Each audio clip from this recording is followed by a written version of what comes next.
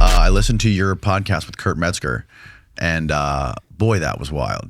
You guys covered, well, Kurt did most of the talking, but every time you chimed in, it was very interesting. So what's your background and how did you get into all this stuff? Yeah, that's a great question. And Kurt is a really fun dance partner, dialectically speaking. So yeah, that was a bit of a controlled bit of chaos that I enjoyed. My background is the arts. So I was graphic design, illustration type person until I kind of got my little shaking up as I was on the precipice of figuring out, do I go into which line of work in illustration, storyboarding, comic books, or whatever back in 2003 or 4. Mm-hmm. And it was around that same time that I started some of the crazy conspiracy theories of some of my friends and an ex started becoming more apparent, had more grounding in reality than I had hitherto expected, as I had encountered some of my own discoveries along the way, especially around 9/11. And the idea that there was perhaps an organized intention to bring about some form of a societal reset in a very bad cataclysmic way. So that was a big shock for me. And so I spent a couple of years trying to figure out, well, how do I deal with that reality of like, okay, if let's say 9/11 wasn't what we've been told about some guy in a cave, maybe there was some elements of controlled intention in that. What do I do with that fact? Like, how does that change how I thought my society ran and how I negotiate my relationship with that?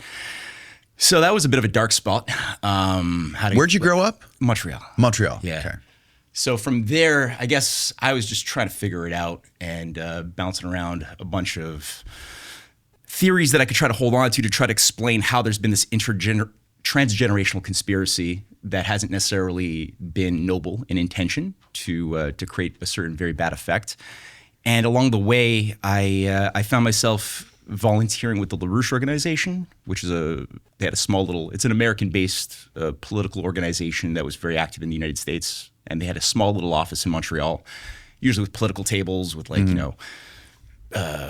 impeach Dick Cheney or something. But I'm in Canada. So I'm like, what am I going to do with this fact? But I was on a smoke break and I found myself speaking to one of these activists.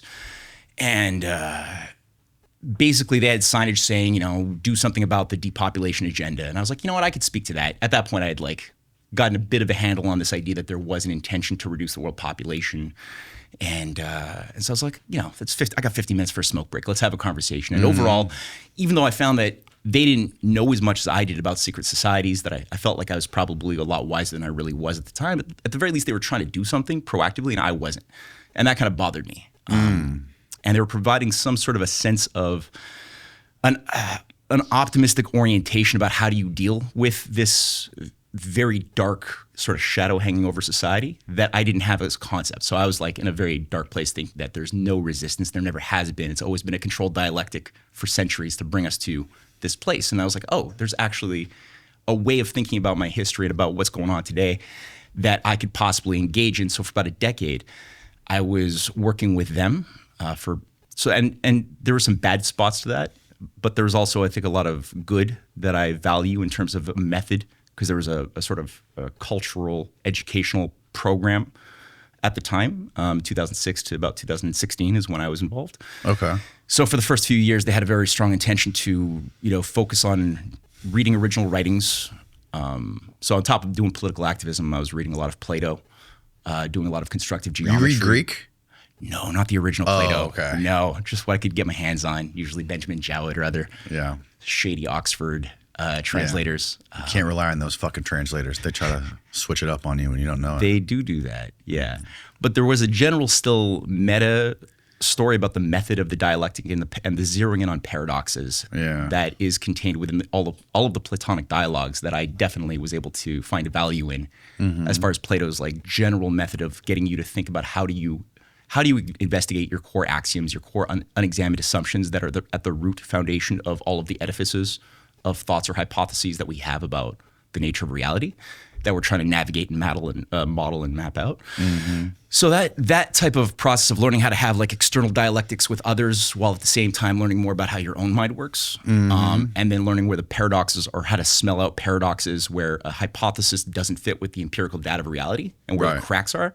That's like really something that even Benjamin Jowett and the dirty dishonest translators can't necessarily scrub away. And so that gave me a good, I think, just love of a way of thinking that I've been able to apply more and more to my own research.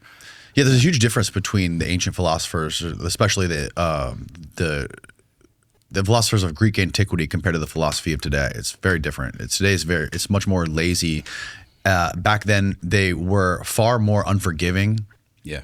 On themselves with what they do, and now back then they would question the whole framework of science and the whole framework of thinking. For example, if you were working on the philosophy of knowledge or the theory of knowledge, and you're studying all the history of science and how the paradigms have changed, but you, for example, you subscribe to Christian ideals, or your model of reality is looking through everything through the Christian lens. Well, you're not going to question how the Catholic Church destroyed all of the knowledge of classical antiquity, and you're not going to look at the Inquisition and all that stuff. You're going to be biased, and it's the same way. Like, say, if you're today, if you have some sort of a political bent and you look at everything through like a liberal Democrat lens or a social Democrat lens, and you're thinking about human nature and all these things, and how maybe different people from different races from different parts of the world may have different IQs, and maybe everyone is not created equal, right? Like, you're not going to take those liberties. And those people back then in antiquity, I feel like they had a much more robust version of philosophy that would basically that would be where every single part of your worldview would encompass this work, and everything would be a part of the whole. You know what I mean? Yeah, that's a good observation. There's definitely a lot more rigorous discipline when it comes to epistemology, and there wasn't a tendency to divide the material mechanics of an explanation of how things work from the metaphysical sort of first causes of why they are. And there wasn't from I think Enlightenment.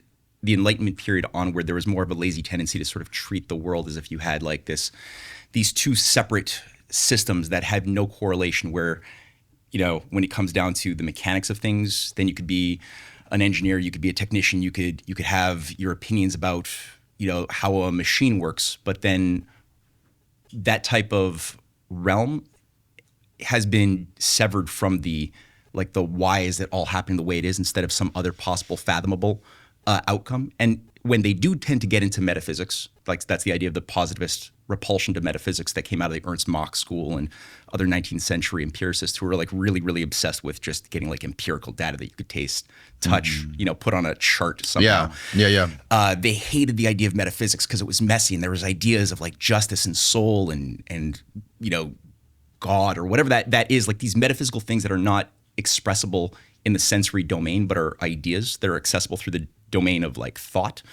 And they didn't like that because you couldn't cut up justice, you couldn't cut up, honor or something like that. You can't weigh it, you can't measure it. Whereas, a lot of the ancients didn't take those assumptions. They tended to see that one flowed from the other and back and forth. There was a reciprocity. Right. Also today, even in science, you see it.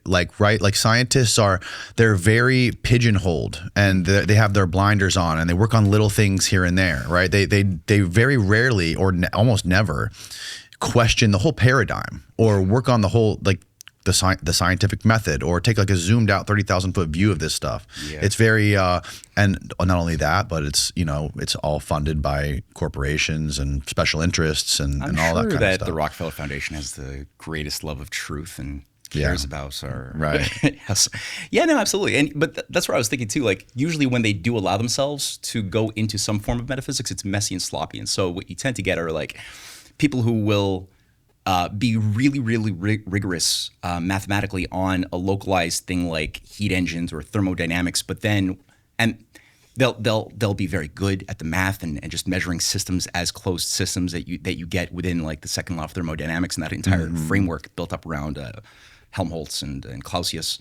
But then when they say, okay, well, now what is the whole universe? Why is the universe? Well, they will say very quickly and sloppily, well, the whole universe must be an extrapolation of this type of heat engine system that we're seeing slowly winding down, because heat engines are only going to be able to continue to function with its multiple parts serving a purpose as long as there's an energy distribution, which is constantly moving towards homeostasis, towards basically heat death.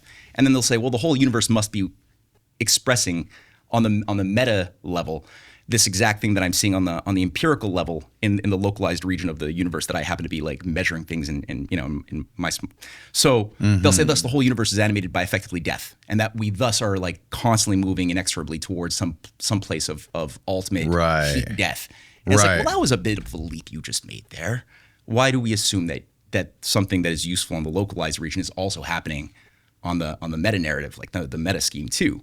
And how does that account for how we have these higher systems like us who are having conversations and thinking about thinking, and that came out of something that seems to be, a simple celled amoebal, very boring thing a few 100 million years ago, which then you have to account that that's all just some random anomaly, that you had all of these systems that were like low state, low, like high entropy systems going into lower and lower entropy over time, or vice versa.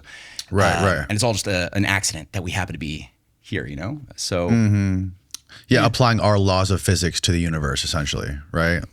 Well, rather than seeing that our laws of physics have to be seen in the context of something higher that may not necessarily abide by the exact same functions that we're measuring on the localized region, So there might be something that we're missing, for example. Right.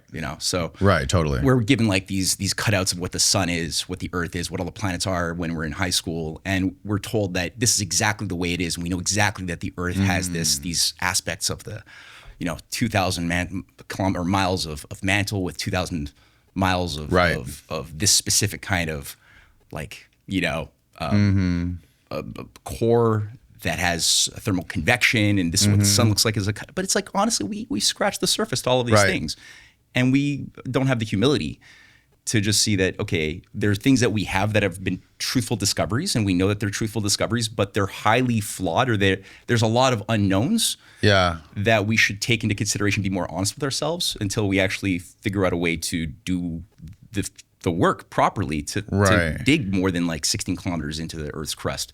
There's too much dogma in the science of that stuff, and this is another like funny thing that another thing I get into it with Giorgiani all the time when we talk about, speaking of him, I was just having a fun conversation with him earlier, but like the point of the universe, like one of the points that Giorgiani makes, I think it was one of the times he's on the show, we were talking about like the idea, like the idea of the universe having to be created by one person or one thing at one specific time. And he explains that this is a logical fallacy, that the universe had to have been created by something or someone at some point in time. And the way he was explaining it was like the universe is in a constant state of flux. There's constantly planets being born and dying, solar systems emerging and dying, galaxies emerging and dying, and universes emerging and dying. And now if you even want to encompass like the idea of the multiverse, that same thing is happening in this constant, basically reality, and the cosmos, as the Greek philosophers would call it, is in a constant state of flux. Things are always emerging and going away. And just because, like, his whole point is that because of that, and because we know that that's true, that like, why do we have to jump to the conclusion or have this idea that everything was created all at once by one person? And he thinks that's a logical fallacy. How did you respond to that? I just like sat there and was like, whoa, crazy.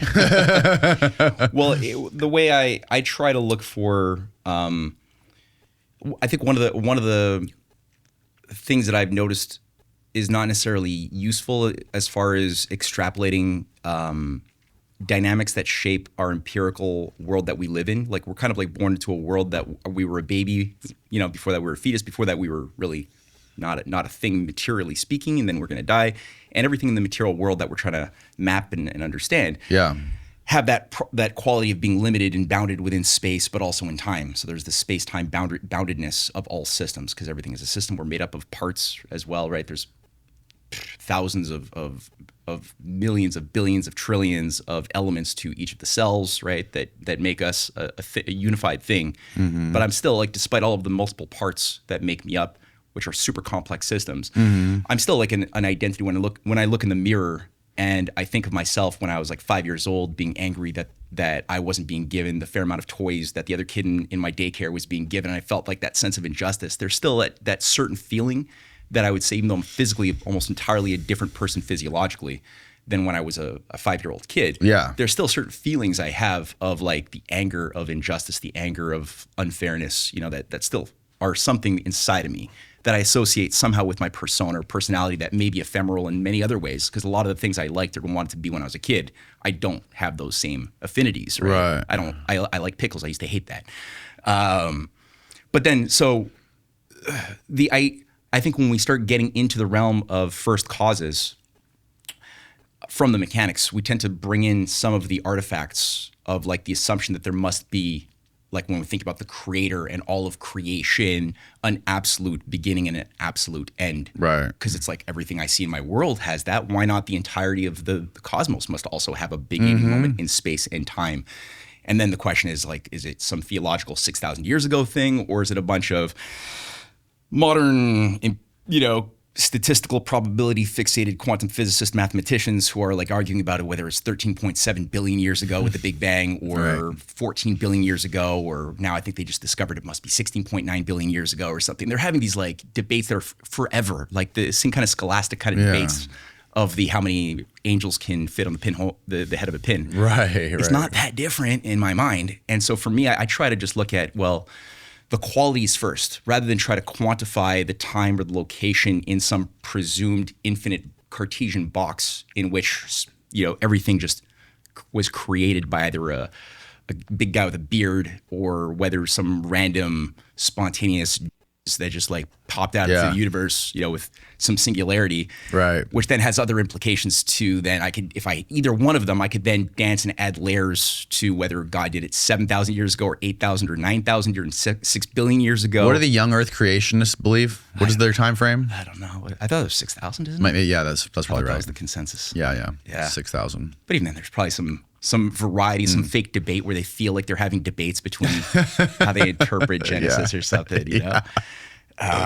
But it's a waste of time. The first time I heard about Amanita muscaria, I thought it was just some fringe head shop hippie fad. We've all seen the gas station fakes out there. Until I was introduced to Amantara and I realized there's a bunch of science behind the real deal and how useful it is. The active compound muscimol interacts with GABA-A receptors, the same system tied to relaxation, sleep, and nervous system balance. Amantara won me over with their education on the science and history of this botanical. They're the largest Amanita supplier in the US, and what separates them from the junk is how serious they take their quality. Full third-party lab testing, transparent sourcing, and actual educational content, and over 60,000 customers at this point. What really changed the game for me is that these guys are not gimmicky at all. I swear by their Blue Lotus gummies, I take them most days after work. They put me in a creative flow state headspace, which is great for work or winding down, and also great for hanging out with my family. Plus, the fact that I can trust these guys because they're doing the real research and the real sourcing behind these products, it gives me real peace of mind. So if you're like me and you want to try it from a source that you can trust, go to amantara.com/go/DJ and use the code DJP22 for 22% off your first order. Again, that's AMENTARA.com/go/DJ and use the code DJP22. So the first things I try to focus on is just like, what are the ultimate core qualities first before quantity that I can think about? That's why I use the example of my own body and my identity as something which transcends the sum total of the parts that make me up. And then I presume that there is some quality of the meta process, whatever it is that organizes the architecture of the entirety of the cosmos and its purpose and flow, to whatever it is that's also organizing me as part of that an integral part of that creation or that process. I feel like there's probably the fact that I can never know it, but I can at least conceptualize it, means that there's some correlation on some level of me and the divine, whatever that word is, whatever it means to different people. Right. And there's that guy, I was talking to Kurt about this the other day, there's that guy, Robert Sopalsky, who thinks it's all a coping mechanism. Oh. Have you heard of that guy? No. His idea of all of this stuff, this God-shaped hole in the human mind, is basically what that is. This guy's an expert. He's a primatologist, and what else is he? Pull him up.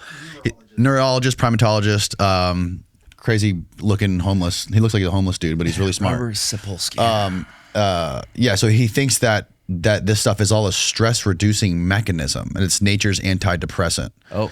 And, because of the fact that we can never know this stuff, right? We have to come up with these stories in our heads, these stories that we tell ourselves to explain it to us so we can go through life and not be like hyper vigilant 24/7.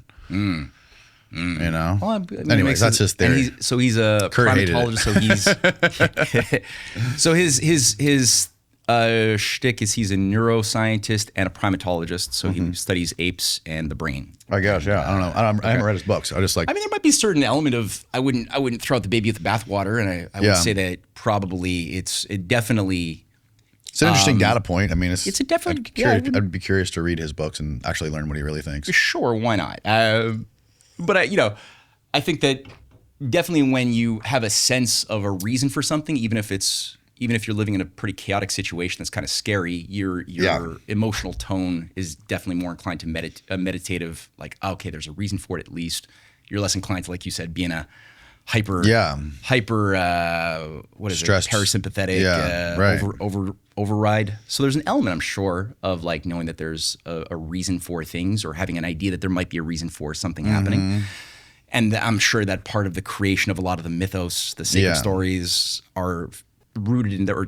But I wouldn't say that would be all it is either. Right. Because I think there is provable evidence that certain stories have embedded within them lessons that bring us into greater wisdom. And wisdom, in my mind, is not something detached from the objective harmonics or purposes or processes of the universe outside of us. That there's some, I don't know, maybe I'm wrong. Do you think that the idea of human wisdom might have is something completely severed from objective truth, or is it connected in some way in your mind? I don't know. I'm not sure. So you think it's what? Well, I think I tend to think that it has something to do with increasing one's power of discernment based upon standards that are connected to natural law. Like not just your particular subjective flavor of what you want things to be, but the way things ontologically are outside of yourself that we can use to guide our discernment, our judgment of the right course over a multitude of choices of paths that we take and that we have to choose from every moment. So like how adaptable you are, maybe. That would fit into it. How adaptable you are to reality or to the objective world. Of it, but you could adapt to something terrible too. Like, somebody could be hyper adapted to a Nazi fascist regime emerging and succeed in climbing through the ladders of success or whatever within the machinery of something that is otherwise rooted on some core fallacies that we should have picked up on. You could become a very successful Tiergarten 4 euthanasia doctor, eliminating the unfit, and be very respected in your community and career, and be published in prestigious Nazi journals, But it doesn't necessarily mean that was something that was the best or wisest choice for you to do as a human being. So I wouldn't say that it's necessarily just adaptability. I think not just that, but that's certainly a part of it, right? Like how flexible you are to new situations, new environments, new people, and being able to basically like move through the world successfully and survive or be willing to sometimes deem that it might be wiser to perhaps not be successful, not have material. I'm not talking fortune. Materialism. I'm talking like successful in successful in the biological way, as in like having children and like the evolution aspect of it, and like thriving in a community and being a part of a community and contributing to other people's lives, contributing to your family, and like that aspect of it. I'm not I'm not talking about like a monetary. No, and that's definitely a good, but I wouldn't say that that's an absolute a good thing because there's conditions around which I could see and have seen examples of communities being, you could have like a Raelian community or whatever, like some community that is devoted to human sacrifice or something like that, that you may find yourself operating with. Sure. And the question is it really such a noble thing that one is highly adapted to that particular community that they find themselves operating within, or the other question too is sometimes was Socrates. Well, you would have to be not wise enough to stay the fuck away as well, right? That's another factor in the whole thing too. But also like Socrates or Cicero are two men who at different times deemed that it were healthier for their soul's health to take a course that involved their bodies dying at a certain moment in time when choices were made, and both of them could have probably have made other compromises to survive and live out many more years. And yet they chose that based upon the objective circumstances that were around them, that it were best to take the course that they did, right, and drink the hemlock or face Mark Antony and lose your head, which is what Cicero ended up doing as he was trying to fight to keep Rome from becoming a full-blown empire and try to preserve its republican aspects before it fully embraced its new destiny. Socrates too, right, was seeing the virtuous elements of what made Athens viable from Solon's reforms onwards slipping away as the sophists had increasingly taken over control of the government, and the government had increasingly slipped into becoming more imperial in its behavior as it stabbed its allies in the back and created the Peloponnesian War, which was totally unnecessary. It was like taking allies and just saying, okay, now all of a sudden we're the most powerful game in town, so you're going to start paying us fealty now, and if you don't, it became like mafia logic. We're going to basically go to war, destroy you, which annihilated the several generations of Athenians when Socrates was still like becoming a man, living through that and trying to figure out how do you redeem that society that's on its way into darkness. Yeah, but those dudes also f***ed kids too, so you can't really take it with you gotta take it with a grain of salt. Well, how much they were is sick slander? fucks. How much is slander? I mean, what evidence do we have that Socrates actually fucked kids? Maybe not Socrates, but a lot of people back then. There was so much child trafficking and pirating and fucking incest and like orgies and nothing more to the sun, man. Right? They were fucking people act like crazy back Epstein Island's then, a new dude. thing, and no, How about Tiberius? Going for right? Didn't he have a swimming pool full of like dead kids at one point or something? Well, that's the Isle of Capri was quite the center of debauchery and Apollo Dionysius worship of there's a lot of human sacrifice. We've been talking about that a lot lately about like, and that's something I've been racking my brain on, like the connection between Epstein and like the ancient Roman empires that were doing all this crazy shit, and Epstein was what did he have? He had people call him. What was the movie Peter Levenda told us about that Epstein modeled his island off of, that he made people call him?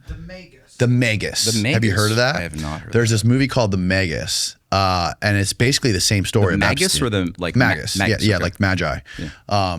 And it took place in Greece actually, and there was this dude who had an island, and he had underage girls going there, and Epstein, he had a fucking temple that looked exactly like Epstein's temple to Poseidon on his island. Really?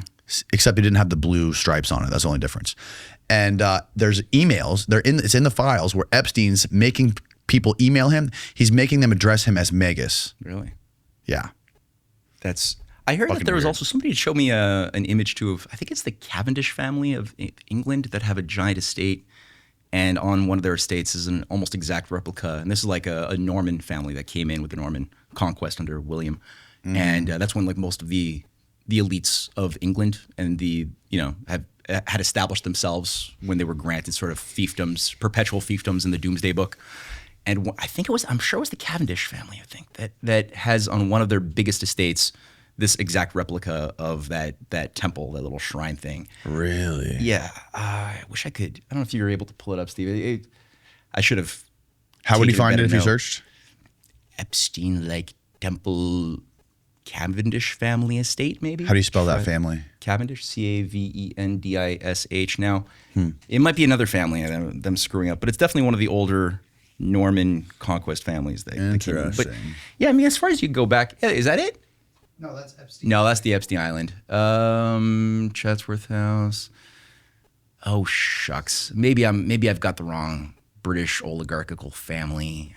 Could be possible. It's all just Epstein stuff. Epstein has Here. overshadowed the search. Yeah. Oh yeah, he dominated it. That's okay. That's all right. Right, here's the island. That's the one in the movie Megas. Oh yeah, on the left. On the left, yeah. So it's not painted, but it's like it's got the same dome on top. It's a little square. It's got the same. It's the same sort of like geographical type thing. Like it's got like on the tip of an island surrounded by water. And what culture is this an homage to? Is this Egyptian or is this Babylonian? I think it's Greek, isn't it? Is it Greek? I don't know. Oh, the temple itself or the temple movie? itself. Yeah. That's a good question. I think it's supposed to be a temple to Poseidon. It's a Poseidon temple. Okay. That's what Giorgiani told me. Well, that would be interesting because that does have certain Atlantean. Right. Yeah, and they were obsessed with fucking, or Ghislaine who had that Terramar shit where she was obsessed with finding Atlantis. What's she now?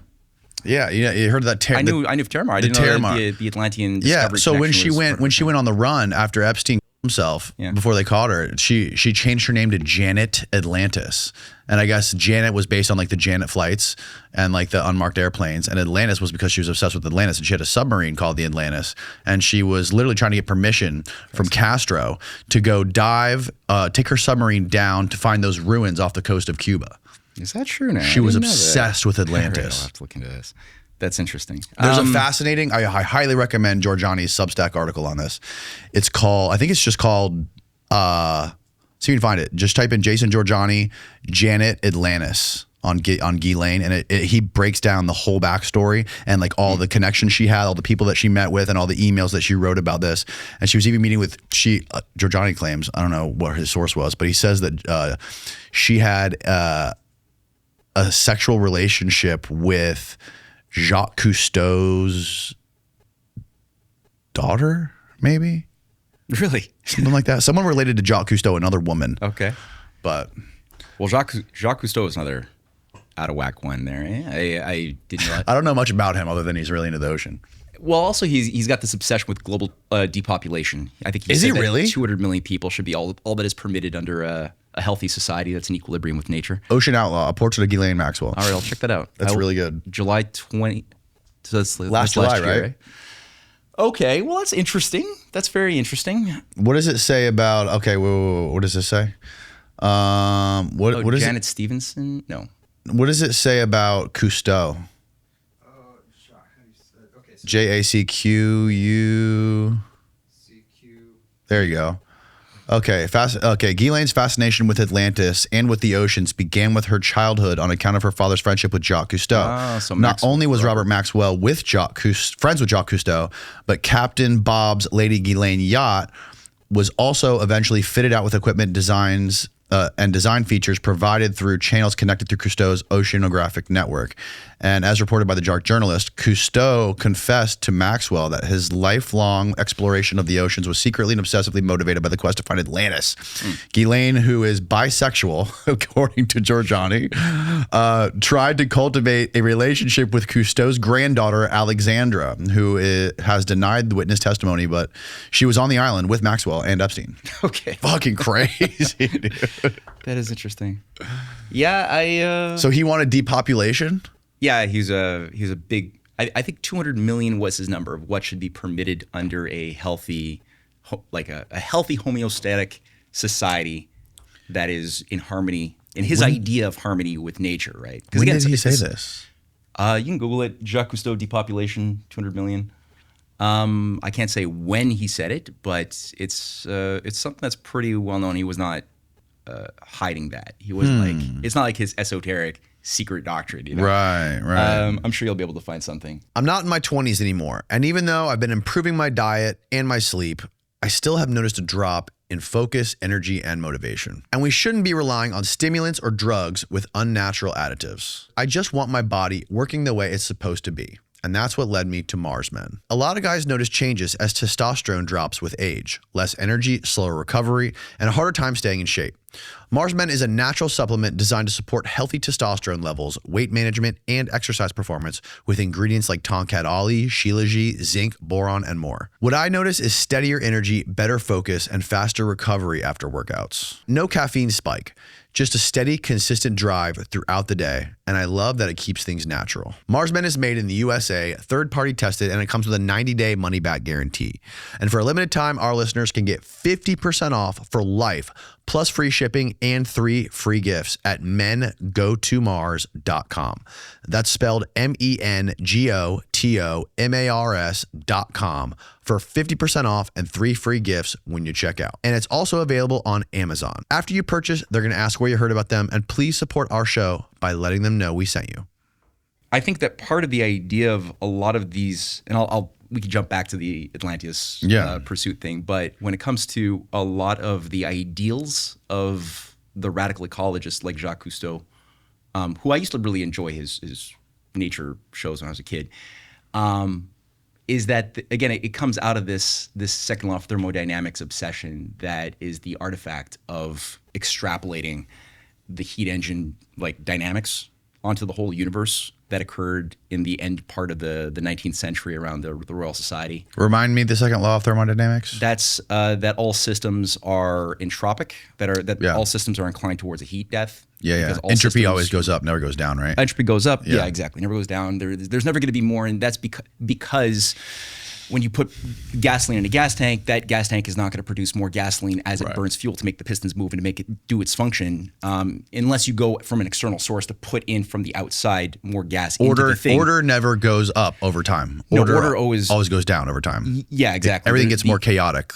Yeah, exactly. Yeah. The singularities diminish, the chances for doing interesting things diminish over time to the point of nothing really ever happening that's of interest for so the norm in that type of world is that everything is assumed to be a closed system. So that's one of the laws of thermodynamics, that you have to assume that everything is a closed system. Now, that's not actually true. Nothing is a closed system. Like even the ecosystem on the Earth is not a closed system, though the Jacques Cousteauians and the ecologists would like to believe it is, because it's clearly being driven by forces that are outside of the closed system, right? It's outside of the Earth's surface. So you have the sun tumbling down. Oh, there we go. They tried to find the actual source, but...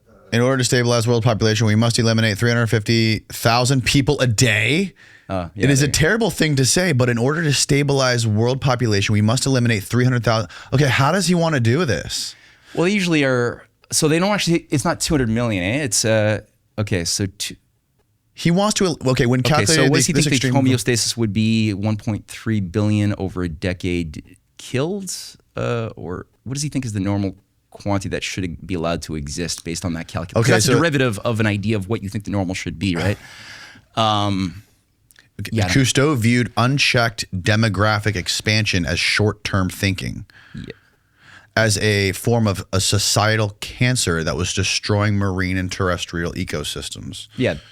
Okay. Right. This is what that one guy, Gad Saad, would call suicidal empathy, right? I guess that would be very much that. So part of the idea of the ecosystem that he would have problems with is the idea that it is actually old. It's being shaped by, like I mentioned, the sun, but you've got cosmic radiation, you've got solar flares, you've got effects from other star systems, you've got the balance of all of the planets in our solar system, right? which is influencing the phenomenon of what's going on the Earth in terms of like even earthquakes, different things that are going on, with the ionosphere, which allows in depending on the pulsation of the ionosphere, the weakness or the strength of it will allow in greater or lesser degrees of cosmic radiation. That's a driving force of cloud seeding. Right. Cloud seeding is what is driving whether there's more or less clouds on average over the course of a decade is going to cause more or less heat to, be accrued within the greenhouse effect. So clouds are definitely, more clouds, more cold, less clouds, more warm, duh. Right. And that's all being driven. And there's this movie by a documentary by Heinrich Svensmark, who's a Danish scientist who's really got his career almost annihilated. But it's a great documentary going through his work back in 2008 to 12, proving the driving role of cosmic rays in regulating global climate. The Cloud Mystery is the name of it. It's a really great one. The Cloud Mystery? The Cloud Mystery. Fantastic documentary. If you could talk to this guy, it's... Cloud Mystery doc. Yeah. Cloud mystery documentary. Yeah, Heinrich Svensson. And he almost got kicked out of his university? He couldn't get published anymore. He couldn't get grants, couldn't get anything because he wouldn't shut up about his research, which was very peer reviewed. It was completely like Really? Yeah. It was really it's tight. So what was it about again? It's about the real causes of climate change. Okay. As not being really that seriously affected by human-made CO2, right, but rather more being affected by these natural cycles of cosmic ray entries into our because there's the ocean, the universe is an ocean of cosmic radiation, right, which is being generated from suns, from supernova, from everything, from nebula, right, quasars. Everything is generating, and we don't understand most of this, but it's saturating the plasma that is most of the universe. And so what is regulating its flux into our own biosphere is the Van Allen belt, is the magnetic field, which vacillates according to certain variables, of which we have the sun's magnetic field, which itself flips every 11 years. So the sun's magnetic field, which can become stronger, sometimes it can embrace more of the planets within the solar system, and sometimes fewer as it diminishes in influence. So when that happens, then more of the extra solar systemic cosmic rays will penetrate deeper into the solar system, including our own Earth, right? Which means aurora borealis will increase in intensity, and then there's other forces too, right? Because the sun, our own galaxy, is part of a cluster of other other solar systems. So we have other solar systems, that are also influencing on subtle but very real ways our own solar system. And then we've got our own galaxy that's part of a cluster of other galaxies. You got like the M13, you got the Andromeda. So all of these things are variables that are all contextually shaping what people would like to otherwise think is closed systems in a localized region, because it helps them sort of make sense and understand things, because they can map out what are those simple cycles that cause But when you change, zoom out, you realize it's all fucking chaos. Especially when you zoom out and look at the history of the climate on the Earth. And you see how it's been going up and down for millions of years, insane. Like, we're actually in a cooling period right now. Pull up that Washington Post article that shows that amazing graph of the climate over like the last, I think it was 1 million years. Yeah. And it shows you like all the times, like way back, even way before like the Younger Dryas period, when the climate plunged down and then shot way up. And I think even like the medieval, like the famous medieval warm period was way warmer. The global average temperature was warmer than it is now. Absolutely. And that's like one of the times where human beings have made like the most astounding artwork and like cathedrals and building and construction. So what are we looking at there? So zoom in a little bit, Steve. So this is the last 485 million years right here. And see that little hockey stick on the very, very right? Yeah.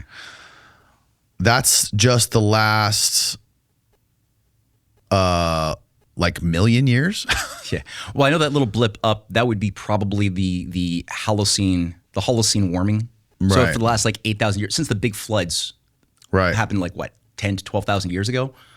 Yes, right. We were in what's been a norm. I've seen graphs that zero into the last couple of million years. This one's like a big scoped graph. I don't know how they exactly get all of that data, but I know the ones that I've seen that localize things in like the last 2-3 million years, that sort of zero in on the right side. The point has been, I think, pretty clearly drawn that the norm for the past 2 million years has been ice age. So we've been living most of the time over the last 2 million years has been ice age. And then every 80 or 90,000 years or so, you get these little blips of warming that last for about 8 to 10,000 years. And then it goes back down to the norm of 80 to 90,000 years of ice age. So and then you get another little blip, that lasts about that 80 to 90,000 years of ice age? Of ice age. And then you got these little blips. Now, there might be areas around the equator and stuff where there's still, foliage and things. I don't think it goes to full ice ball. I don't think it goes back to full ice ball, because that would. But look, we're in one of the, according to this graph, we're in one of the coolest periods that the Earth has been in. It's very, according to this graph. Yeah, I mean that's wild. And I mean, but that would be when it gets really cold there. What is that? That's 12 million years ago, the halfway mark between the 25 to the present. About, yeah. So that's 25 million years, and then it starts getting colder and colder and colder. Again, it's got a lack of. See if you can find a graph similar to this, but just for the 2 last million years. 500,000 years or something. that'd be good. Or The a million, last million. or a million years would be better. 1 million years, I think, is safer. Yeah. Yeah, but from what I've read, and I'm not an expert in this stuff, I'm like you try to make sense of like the best data and hopefully make the wisest choices along the way. Right. So that's, I guess, an example of like us trying to pursue wisdom, right? Like we're trying to have our subjective internal thoughts be informed by objective criteria outside of ourselves as best as possible. Right. That we can then judge when somebody is giving us a sophistical line of fake reasoning that's full of flaws versus somebody who's giving us a more whole, integrated, valuable. And you also can't rely on these cheap graphs posted on websites. No, exactly. So a lot of these websites are biased. Like they try to simplify shit. You know, a lot of it's wrong. Yeah, and a lot of the scalar metrics that they're using are based on arbitrary assumptions that are flawed themselves, right? Like a lot of them will even use. Unfortunately, the truth of shit is a lot more boring. Well, you know, did you find the graph? 2,000. There's nothing like midway that gets like a million. You can't find a 1 million year graph, Steve. There must. How about if you ask one of your AIs? Oh yeah, get an AI to do it. Tell your AI to give you a graph. Yeah, the boring truth of stuff. It's not always easy to condense things and wrap it up in a little bow. You know what I mean? Well, it takes work and rigor, and I think a lot of people, they want the easy answer, so they don't have to use the mind muscle. Yes, and that's why we have ChatGPT, brother. Oh, that's scary. Do your own research. We make a one-stop shop. You want to do your own research? Do it. Go ahead, do it. We give you a ChatGPT. Just type in a text. We'll give you all the answers. Well, Google is even like getting rid of the fines, right? The hits. I know. Now, and the objective is to just have a one answer solution to every Google insert, where you get the official AI answer to everything, and that's it. You should just be satisfied with the world brain. It's H.G. Wells's fantasy come alive right there, right? Cybernetic control. That's scary. That's really scary. Yeah. Especially considering Google was created by DARPA. Well, as well, right? And the CIA. But I think that's where, like, it's so important that we cherish this gift of the mind that can be just the source of so much joy and happiness. And I think whatever it is that is this nasty thing that's been latched onto humanity, whatever you want to call it or whatever you want to like identify it as, that has allowed for has carried out such atrocities like 9/11 as something done as a sacrifice to people living here in the United States in order to justify this expansionist, surveillance grid and policy of a new crusade in the Middle East and whatever else came out of that as different, clusters of intention that were all bad. Yeah. Whatever it is, it wants us to have lazy reason. It doesn't want us to utilize this thing that tends to, when we do water that metaphysical garden, we tend to come up with solution concepts to problems that are foreboding, that we're not supposed to think about when faced with objective problems that we could then look at, think about, wrap our minds around, be informed by historical lessons, act accordingly. We tend to be a lot less inclined to just adapt to some slave cage or some choice given to us to say, okay, you can be free with a number of flavors inside this particular cage. And we don't play those types of, closed system games. Right. Dude, I thought it was very interesting what you just reminded me when you were talking to Kurt on the podcast, and you explained to me what you were describing when you said something about, you guys were talking about like flat Earth in the context of giving somebody like another option. Like when you try to when science or when an institution or any sort of form of power tries to declare something as like being correct or being like the paradigm, right? They will create this sort of like creating an adversarial scarecrow. Oh, yeah. Okay, like controlled dialectic stuff. Yeah, I think we were throwing out the example. I think was also Darwinism. I think we were chatting about that a little bit. When Thomas Huxley, who was Darwin's like manager or handler, was setting up the debates. So that's probably it. That's what we talked more about. Yes, that's what it was. When he's framing the debates to market this new explanation, this new explanatory model of the origins of species, Darwin, first of all, wasn't equipped to go and defend his own positions in public, but Thomas Huxley was the one who carried most of the weight and was really sardonic, had a lot of wit, was really good at eviscerating his opponents, but he also made a point to set up these highly covered like media events with him and usually some super rigid Anglican rigid creationist opponent who he would then set up as the opponent to science, which would be usually him representing Darwin. And of course, then, if you know exactly the core axioms of the creationist, rigid, the Bible is the literal truth of God framework, then you can make fun of it. You can run circles around it if you've got more to play with. But then all of the other contemporaries of Darwin who were biologists who were also acknowledging the evidence of species changes, mutability, adaptability, but weren't Darwinian. They didn't have the Darwinian Trojan horse assumptions that they were carrying into their own doctrines. And you could look at people like Carl Ernst von Baer, a great German scientist. What do you mean when you say Trojan horse assumptions? Core axioms. So like Darwin had a lot of his account would explain empirically a lot of the elements of what we would see species do when they adapted to environments. Right. But it wouldn't explain, number one, the environments, which were assumed to be the sum total of the species that make up the environment. So there was this assumption that wholes are the sum of parts, that there's nothing more than the sum of parts that make up a whole Got it. eco. Number two, another core Trojan horse axiom I would say about Darwinism is that there was the assumption in Darwin's mind that everything was the mutability factor was a random function on the very small. So what would give one member of a species an advantage to have more sex or to eat more in a limited environment of diminishing returns was kind of a rolling of the dice function of something on the small, some mutation that was ultimately random in its essence. And you weren't allowed to think otherwise. You weren't allowed to have another hypothesis that maybe it's not random. Maybe there's something that is not a random function that gives that one item, that one character, the bigger claw to kill his enemies or to have more sex or whatever, run a little bit faster or whatever. Right. The other thing I would say is there was an assumption of no directionality. So Darwin said in his, if you want to be a Darwinian, you cannot allow the assumption that there's any directionality. There's no teleology. There's no purposefulness thus outside of the systems that you're trying to explain. It's all based upon ultimately some form of Hobbesian might makes right idea of, the strongest will survive, the weakest will perish. Got it. So kind of taking the laws of the British East India Company that they use practically to justify their own expansion and destruction of the darker skinned races, and then to apply it now and make it scientifically a valid principle of nature as an assumption, not proven, but as an assumption, thus kind of whether by design or not, Right. then justifying the empire's own atrocious controlled genocides of India, which it oversaw Malthusian So the empire was consciously reducing the population of India through controlled famines on a periodic basis over 2 centuries. And then it would say, well, that's just the way it is. If we weren't the most fit to survive and the Indians were, they would be the ones dominating us, overseeing our depopulation. So it's not that way, is it? Right. Thus, come on, metal meets the road.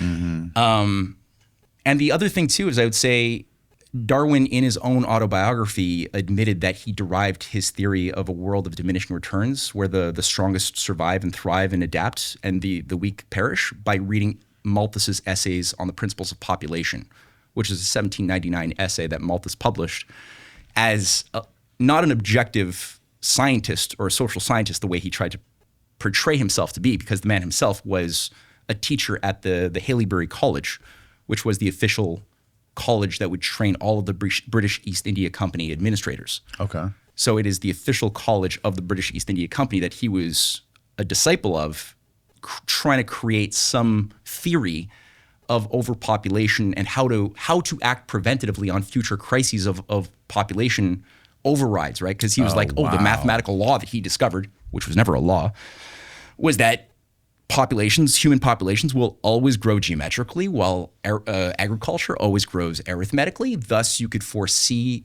if you extrapolate current trends into the future, where the population will override the resources to sustain our people. And thus, the wise, enlightened administrator of this dismal science, as it came to be known by people who were also his followers, like his students like Ricardo and John Stuart Mill and James Mill.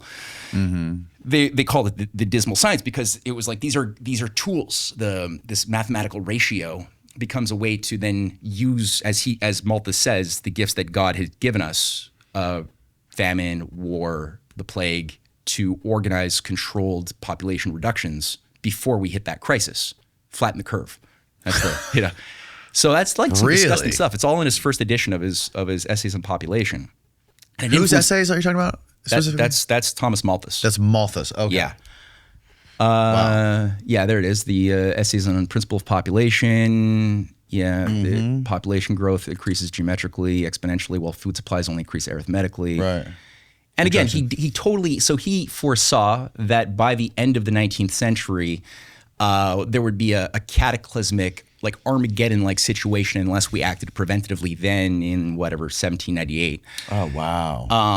And he ignored, this is where the better theoreticians, including the enemies of Darwin, James Dwight Dana being one major American biologist who was coming up with his own theories of cephalization as a way of explaining the mechanisms of what causes the flow of new species and the adaptability based upon the increased tendency of the nervous system to biologically centralize control that take more influence from earlier species that were more quadrupedal, that didn't have the arrangement that the human mind is or the human brain has. That there's been like this tendency in all species to organize in like basically. Okay, there's a lot of segues here I could take, so I won't. But all of these guys, whether it's Karl Ernst von Baer, who was looking at more the harmonics of how whole systems will tend to grow with some sense of tempering, some well-tempered harmony. So if you're a musician, you're thinking about how do you create your octave in multiple octaves.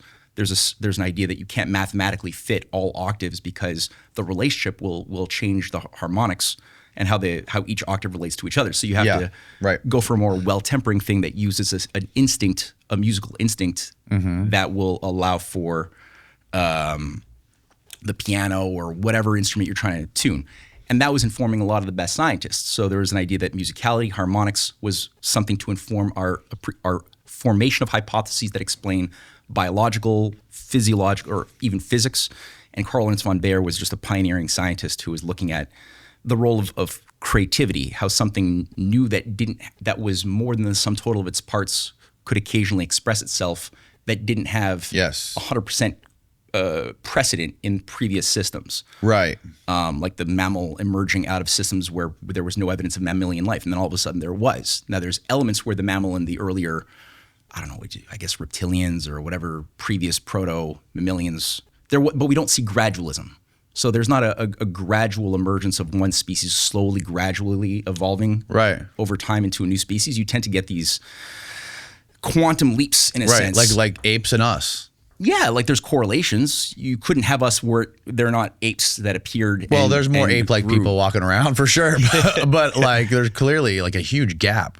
Yeah, or at some points there was no evidence of material life on the earth, and there was, and that's a nonlinear leap that there wasn't material like living matter, and then there was. There wasn't photosynthesis. And then there was. Right. So these nonlinear leaps are really important, and oftentimes whole systems will change. That's another thing with Darwin. When I was talking about Trojan horse assumptions, that's another thing. He's presuming gradualism. He's kind of banning the idea of creative leaps. Now going back to Malthus, that's also what Malthus is doing, because Malthus is saying these dismal cataclysms that I forecast will happen if you don't have creative thought introducing new scientific discoveries that translate into new technologies that allow us to overcome those limits to growth. Right. He's an expert at the limits. Right. And so and all of these much more human, I would say, people who have much more intact with their human faculties, who are competent administrators, scientists, economists who are advising Lincoln in those days are making very, very solid critiques. It's not me coming up with this. This is people like Henry C. Carey and Henry Clay, like leading American statesmen, who are all making the point. Malthus is ignoring the fundamental thing that humans do when we're being natural and loving and good, and we're being creative. And we're being problem solvers, and we're translating new discoveries that are metaphysical into new applications that allow us to overcome those limits to growth and have more people at a higher quality of life. Yeah, which Malthus denies, ontologically denies, and Darwin also denies. Yeah, because ideas are kind of like life forms, right? Yeah. Like something that just comes out of pops into your brain from who knows where. Yeah. I mean, people don't know where consciousness comes from, but like it seems to come out of the air, and then you can literally put it on paper, draw it, put materials together, and build it, and it becomes a thing. Then it bleeds into society, right? And it becomes part of like the collective unconscious. And before you know, I mean, this is like that. What was it? I think I was just reading this on one of the Heather Lynn things or whatever when she was talking about one of her recent articles where she's talking about sigils and shit. She's talking about like corporations and stuff being like modern day egregores. Right. She's brilliant. She does some man, she's research. awesome. No, but like it's weird, right? It is weird that like that's a fundamental thing that we still don't fucking get. Like where does creativity come from? What is creativity? Where do ideas come from? Yeah. It's a gift that keeps on giving, that one, right? I mean, it's the muse. Well, that's the thing. And so there's different ways of trying to express it. This creative thing that's just so magical. And there's stories of the 9 muses, and there's the Asians have their own stories. There's 9 muses. There's 9 muses. Is it 9? Is it 7? That's freaky. If it's 9, I thought it was 9. I don't know. Find out. Getting to the 9. I thought you were going to take me down the Puharage rabbit hole. They're all dancing around serious. No, but everyone's trying to make sense of it, so they will. I think you're create right. a story. I think it is 9. I thought it was 9 muses. Yeah. But I thought about putting one of the muses in each of these windows. You need more windows, dude. I know we don't have enough. I just have to pick my favorite 5. Well, you can also have a window hosting multiple muses. Paired them up together. Yeah, there's 9 muses. Wow. Yeah, Urania, Thalia, Melpomene. Yeah, exactly. So there's something quantifiable. Like this is where I think, again, the value of looking at the anti-Darwinian, anti-empirical school of science that is rooted in something I think more useful has value, because like looking at harmony, just as an idea, it's something which has given us so much as a concept. Those who hold the hypothesis that maybe beyond the chaos of something that appears chaotic, actually there's some form of discoverable reason, right? Some purposefulness or whatever. And like the planets, right? Why are they located where they are? Well, if you read Kepler, who did the most to describe and provide his 3 laws, he was holding the idea of Plato as outlined in the Timaeus dialogue that he cites extensively in his Harmonies of the World that he published in 1619. And in that book that outlines how he came to his 3rd law, which is one of the few elements of classical physics that still has application within the domain of quantum mechanics. His 3rd law is still super useful. Most other things were thrown out of the Newtonian school, but his was still very useful.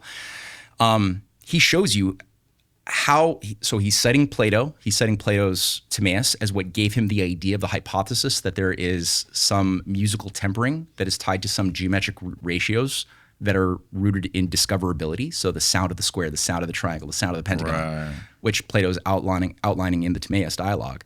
But Plato didn't have the observational data to necessarily take it to the next level, whereas by the time Kepler was alive, he could.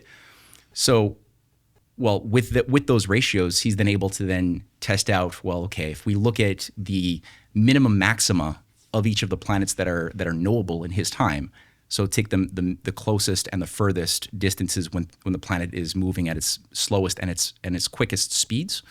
You could take those intervals and then ask, are they random, or is there a reason? And he was able to then demonstrate that there is a musicality, that the Earth, for example, within its elliptical orbit is moving from a mi to a fa, which he makes a little joke. Is like, maybe that's why there's so much misery and famine in the world, because he's living in the 30 Years' War, right? The world is slipping into chaos, and he's writing this in order to. And he's very clear in his opening message to James. This was I forget which patron, which king was providing some sponsorship, but he was making a point like, I want you as a leader who can do something about the political climate that's going into a 30 Years' war. It becomes a destructive. I mean, anybody who's looked into that is disgusted by it. It was like millions of Christians killing Christians for 30 years. It was a bloodbath. His own father dies as a mercenary. What was the time frame for that war? 1619 to 1648. Okay. Yeah. So he could see it. He could see it clearly where everything was going as a Christian versus Protestant forever war kind of. And he's trying to get across that, hey, look, we lack a sense of the higher purpose of creation. People just lack that. And so because of that lack of a sense of like the universe being discoverable and thus, has certain attributes that we should want to admire and be more dignified in our lives and less sloppy in our thinking. That was his way of intervening on his world, was to say, okay, let's prove it. Let's not just say it's some flaky statement, but let's actually prove it, which then guides his discovery of the third planetary law, which is his harmonic law, that again is based upon the idea that it's a mathematical proof that if you take the average distance of any planet from the sun cubed, and you compare that to the period, the temporal periodicity of the planet's rotation around the sun squared, together there's a consistency of all of the planets that have that same relationship of the average distance cubed to the periodicity squared that would be maintained, right? And that's his third law. His second law was proven in 1608 or 09 with his new astronomy, which proved that of all possible shapes, it cannot be a circle. The orbits it can't be circular. They can't be oval. They can only be ellipses that account for all of the anomalies of the retrograde motions. Right. Of Mars, and even Jupiter has its own retrograde at every 20 years. Mars is like every 687 days. And he's like, these retrogrades, when it appears as though the planet moves back for like 2 weeks, Mars, and then back into its natural cycle, to do it all over again 687 days later at a slightly different place, according to the backdrop of the fixed stars or the zodiac. The only way to account for that properly would be if we imagine that ellipses are what are shaping the behavior of those planetary orbits, and not the popular dogma, which was circles. Circles don't work.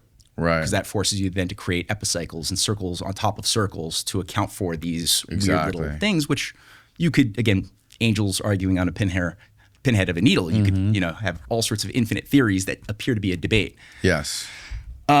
So again, the idea of harmonics for me and the nine muses is that in a harmony, just like Plato gets across in the Philebus dialogue on how do we judge right and wrong and good and evil? Do we use pleasure and pain as our standard, or do we have a better standard that is not simply pleasure and pain? Yeah. He looks at the example of harmony and vowels and consonants.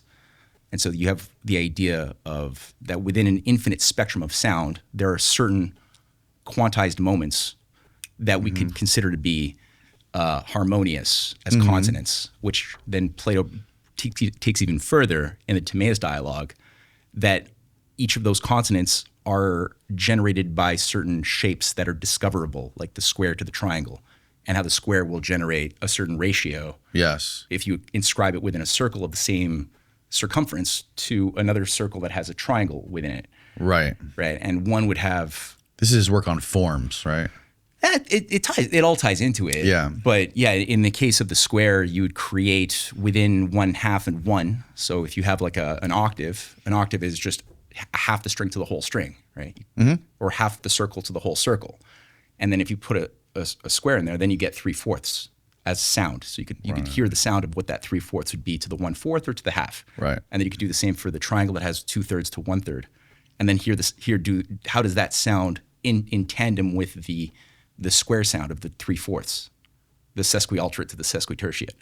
Or then you could even take something to the pentagon, and just once you build the pentagon, and Kepler is very clear, you can't just build a pentagon, you have to discover how you built that pentagon. You have to read Luca Pacioli like he did. And you have to then figure out, okay, what is the square root of 5/1? Yeah. And then when you build it, you discover, okay, well, I now know it. I've worked on the squares. I've looked at I've actually done the geometry, and now I can hear the sound of the. Right. It'll make more sense. It'll be more meaningful when I actually build that pentagon around that circle, and then I hear the 3/5 to the 2/5, or the 4/5 to the 1/5. Dude, the stuff the philosophers like Plato and Aristotle were thinking about back then is almost alien to today. It is. It's so fucking fundamental, and none of that happens anymore. It's so wild. Why do you ever think about like why that is? Like what happened? What was so special about the Greeks? Yeah, I mean, I think that there's certain ways of thinking that are forbidden. That there's certain. That's where it's more important I think it's really more important how you think than what you think about anything. So it's how you think about everything. That you could be wrong about a lot of the elements, but it's the potency of, is your method a potent method?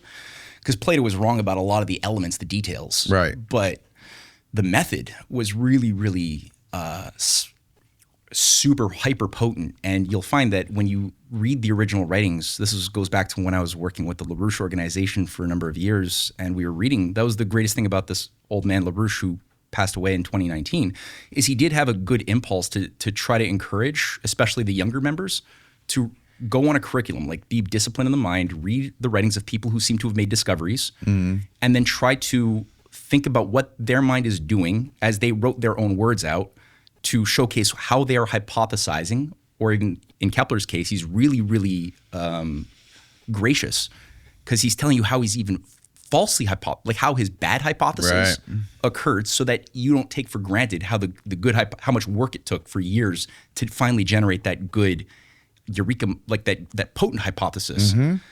And that's what Plato also does in a lot of his dialogues. He's taking you through a lot of the false hypotheses, but he's doing it as a he's not trying to be liked. He knows it's going to piss people off. He's showing you all the work that he's done to get to that aha moment.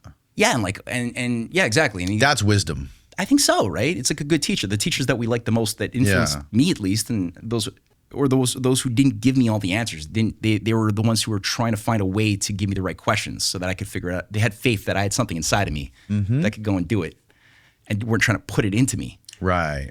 And that's, I think, the good, healthy, good, like the honest Platonists who are authentic will tend to do that. The dishonest sort of Neoplatonic school will tend to not do that.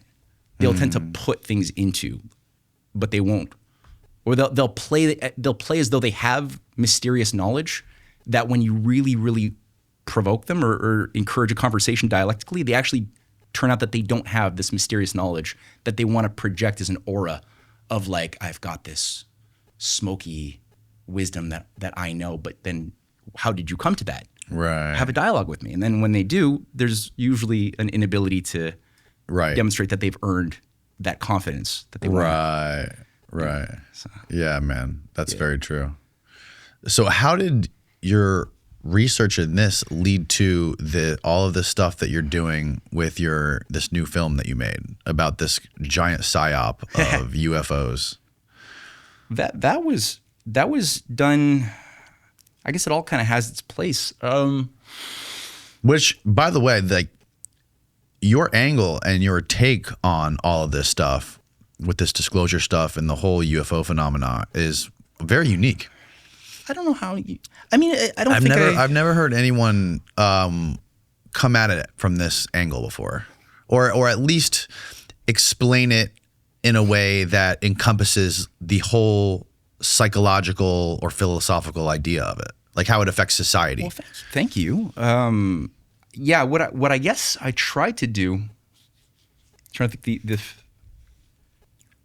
So I had originally published something in 2019, which was a smaller article for a journal I no longer write for called Strategic Culture, and it was just basically a small article that pieced together some of my work on Lawrence Rockefeller and his involvement with the disclosure project operation that he really devoted the last years of his very long life to UFO disclosure. And I was just wondering to myself, you funded Esalen, or a lot of the SRI operations you were funding a lot of the Human Potential Foundation. You were funding so many, Terence McKenna's operation, you were funding that, the Green Earth Foundation. He was funding Terence McKenna, really? Oh, yeah, the Green Earth Foundation.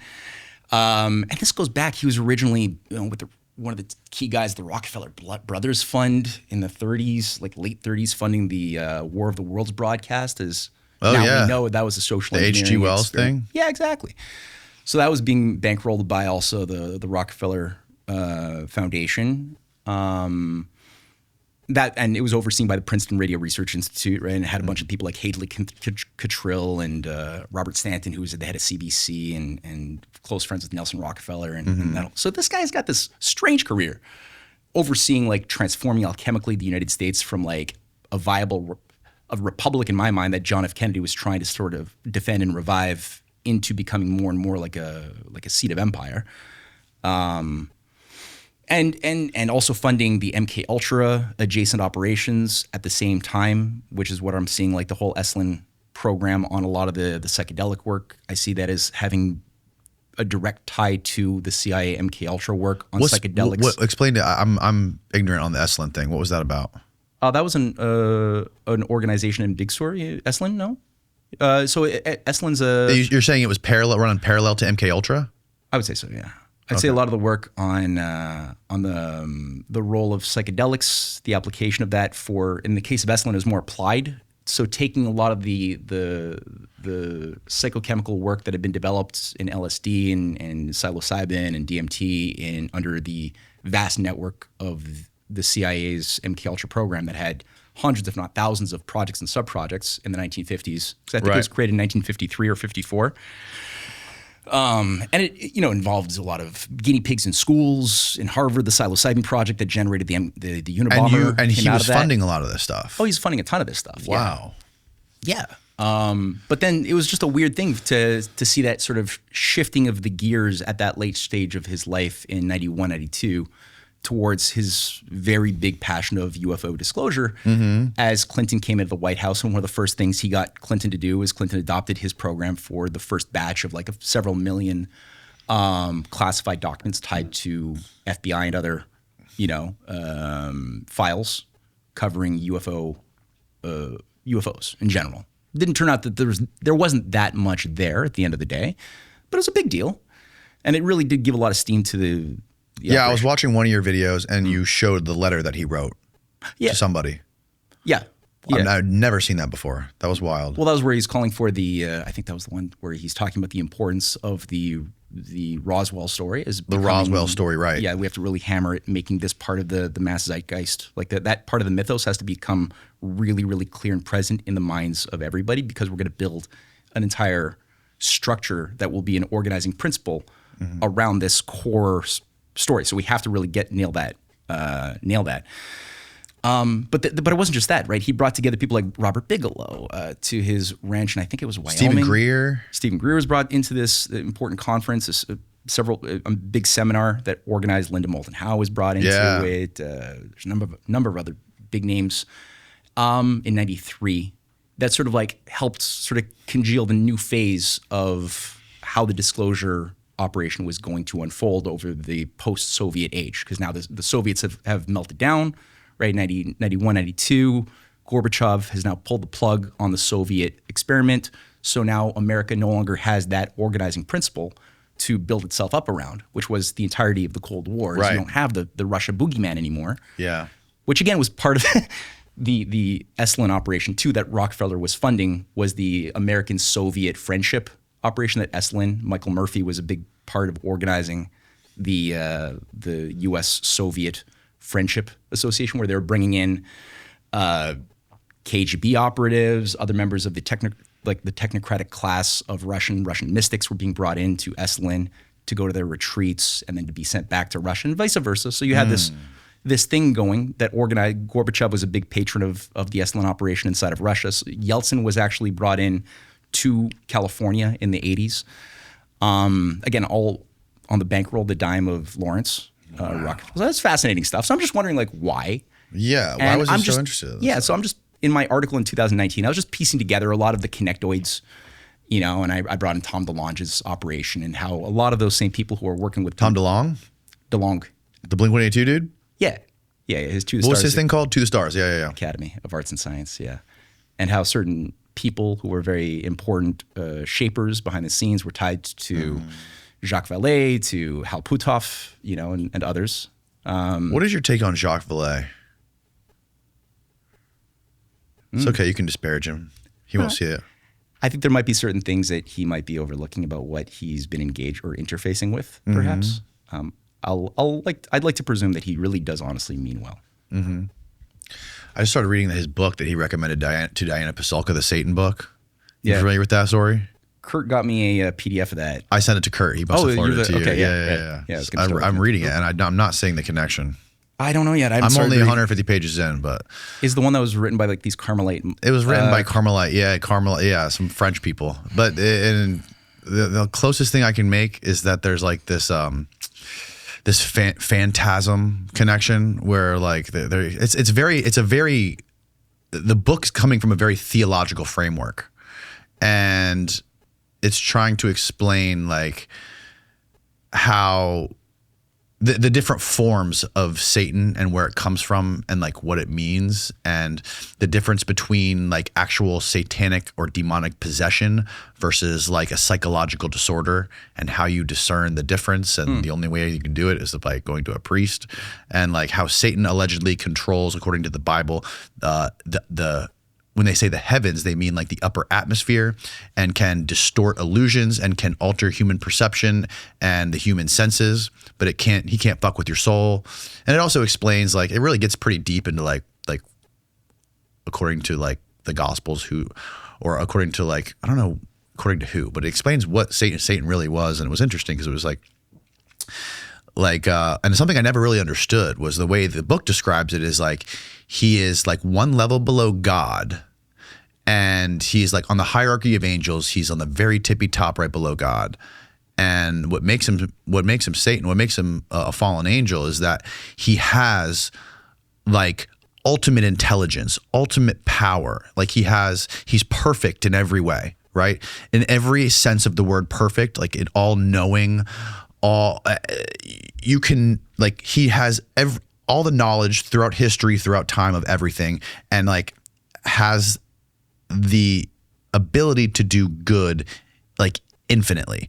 But he chooses, like, usually when people do evil, they do evil through ignorance or through, you know, misunderstanding or malevolence, or through their upbringing, or whatever happened. There's multiple things that can happen to a human being that can lead them to do evil. The thing about Satan is, and you probably already know this, I'm probably preaching to the choir, is that he understands all this. He already knows everything. He has all the knowledge of the universe, and he, through that, chooses to do evil. I thought that was pretty interesting. But I don't see how it connects to aliens. Can I ask you, in that book that you're reading, or in your other studies on the topic, why does, with all of the possible alternatives that Satan could choose, why does this entity deem that doing evil for its own sake is the best of all possible choices that is made? So do they talk about that, or did you maybe it explains it, or maybe I don't remember, or maybe I haven't gotten there yet. Okay. Is there some greater good that you think that they might presume that Satan sees in doing the evil, or some outcome that is more beneficial? No, no, I don't think so. I think it's a lot of it comes to do with pride, chooses to be prideful, is jealous of humanity, and it boils into how this dualistic view of good and evil, right? And like the default mode reality of humanity is not necessarily good. It's evil. But by accepting Jesus, you can become good. So like, that's what they're saying. That's this book is saying, right? If you don't accept Jesus, you are essentially, I could be misinterpreting it, but that is basically, like, you're in the grips of Satan unless you... By default. By default, yes. Do they explain that? Because I mean, if Satan is still kind of is inferior in some way in their setup to their idea of God, then isn't God the creator of what, or the ultimate creator of humans? Yes. And the reason God lets Satan, this is all according to this book and my like loose understanding of it so far, is that God lets Satan do evil on people, like kill people, do genocides, give people cancer, whatever have you, because God believes that is going to do an ultimate good for humanity. By letting people go through the fire, it makes them stronger, it makes them more resilient, makes them have more wisdom, like that kind of stuff. That's the angle it takes. Right. I guess that would be a little bit weak of an idea in some sense, because what about all of the people who just suffer, get tortured, and die without the ability to thus become better people out of the pain? You know, like the. Yeah, I think my guess would be that their argument would be that you know, maybe their souls would be freed and they would live in heaven, or their ancestors or somebody close to them would see that and would decide to turn their life around for better and devote themselves to God, or or something along those lines. But I'm not sure. You'd have to ask the Carmelites. I would. I will get around to reading that. It does seem to be a pretty seminal work. But I'm almost halfway through. I'm not seeing what the connection is there. Maybe I'm just not smart enough to translate it. The translations things, like you said, are always an issue. But the Gnostic creator God story for me is always kind of like, I try to approach things as a Platonist, from a philosophical standpoint of what hypothesis creates the fewest internal contradictions to that hypothesis when it tries to map itself onto reality. And it also simultaneously increases my agency and my ability to problem solve creatively, to be more creative so that's my two sort of standards when I'm trying to figure out like what plausible hypothesis of good and evil or of whatever I'm trying to explain. And I find in the Gnostic world that presumes kind of two opposing deities, where one is of light and one is really this dark, ignorant deity, this Yaldabaoth or whatever, that made the cosmos in their ignorant image, that rules the world in this evil kind of thing, that we're kind of like locked into a prison planet and prison flesh, that we have to like tap into this sort of light source through gnosis, but that the creator, the maximum creator, actually has no ability to do anything, to actively live as a creative force within creation, because it's not the creator that didn't do it. The creator just created by default this Yaldabaoth or this tertiary Luciferian kind of deity thing. Or there's no. So it seems kind of like the good God, so-called, that isn't animated by a desire to do evil, is impotent. And then the question is like, why is it impotent? Is it because it just can't do it? In which case the other God seems to actually be way more powerful, that we should maybe respect more. Or maybe it's that everything evil must happen, that because there's going to be a hope for good lesson to our souls after the child's been raped a number of times in an Epstein Island dungeon or something, and then they die, and maybe we have to then have faith rather than doing the proactive thing, which is to stopping the rape and stopping the murder.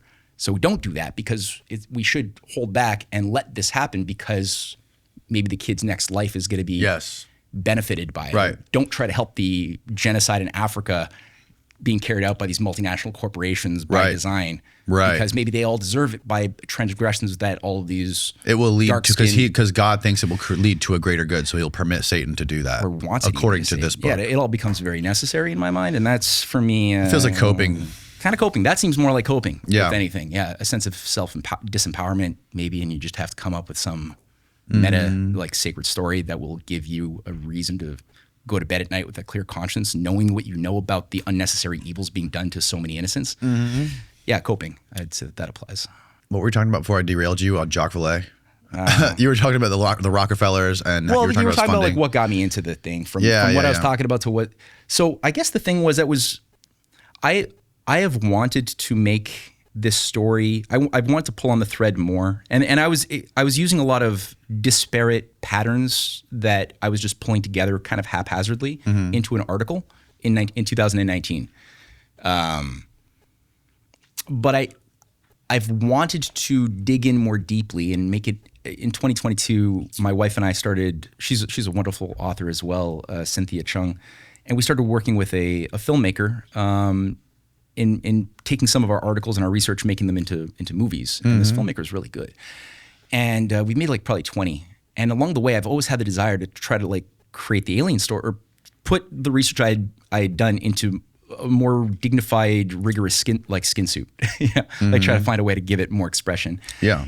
And I had spent about 2 years trying to come up with a script, and it was all very rigid. It was all very much rooted. It was very much rooted in the CIA side of like the psy-op. What was it about? I think I was bringing up J. Allen Hynek, one of the key patrons or teachers of Vallée, and his work with Grudge and the Robson panel and Project Sign and the National Enquirer, operation on Project the Blue. The CIA was funding the National Enquirer. Yeah, the CIA funded the National Enquirer. It shaped the National Enquirer. It was Frank Costello who gave the seed capital to the National Enquirer, but Generoso Pope Jr., who founded it, was working under the Office of Policy Coordination of the CIA, which is the Psychological Warfare Department, in 1951, and he did that for 14 months before then immediately going out and creating the National Enquirer, and then that created the Blue Ribbon panel on UFO research, sort of creating monetary incentives that lasted for a few years, co-sponsored by the NICEP. And Why would they fund the National Enquirer? I think to blur people's idea of reality and fiction, because there was a lot of like useful.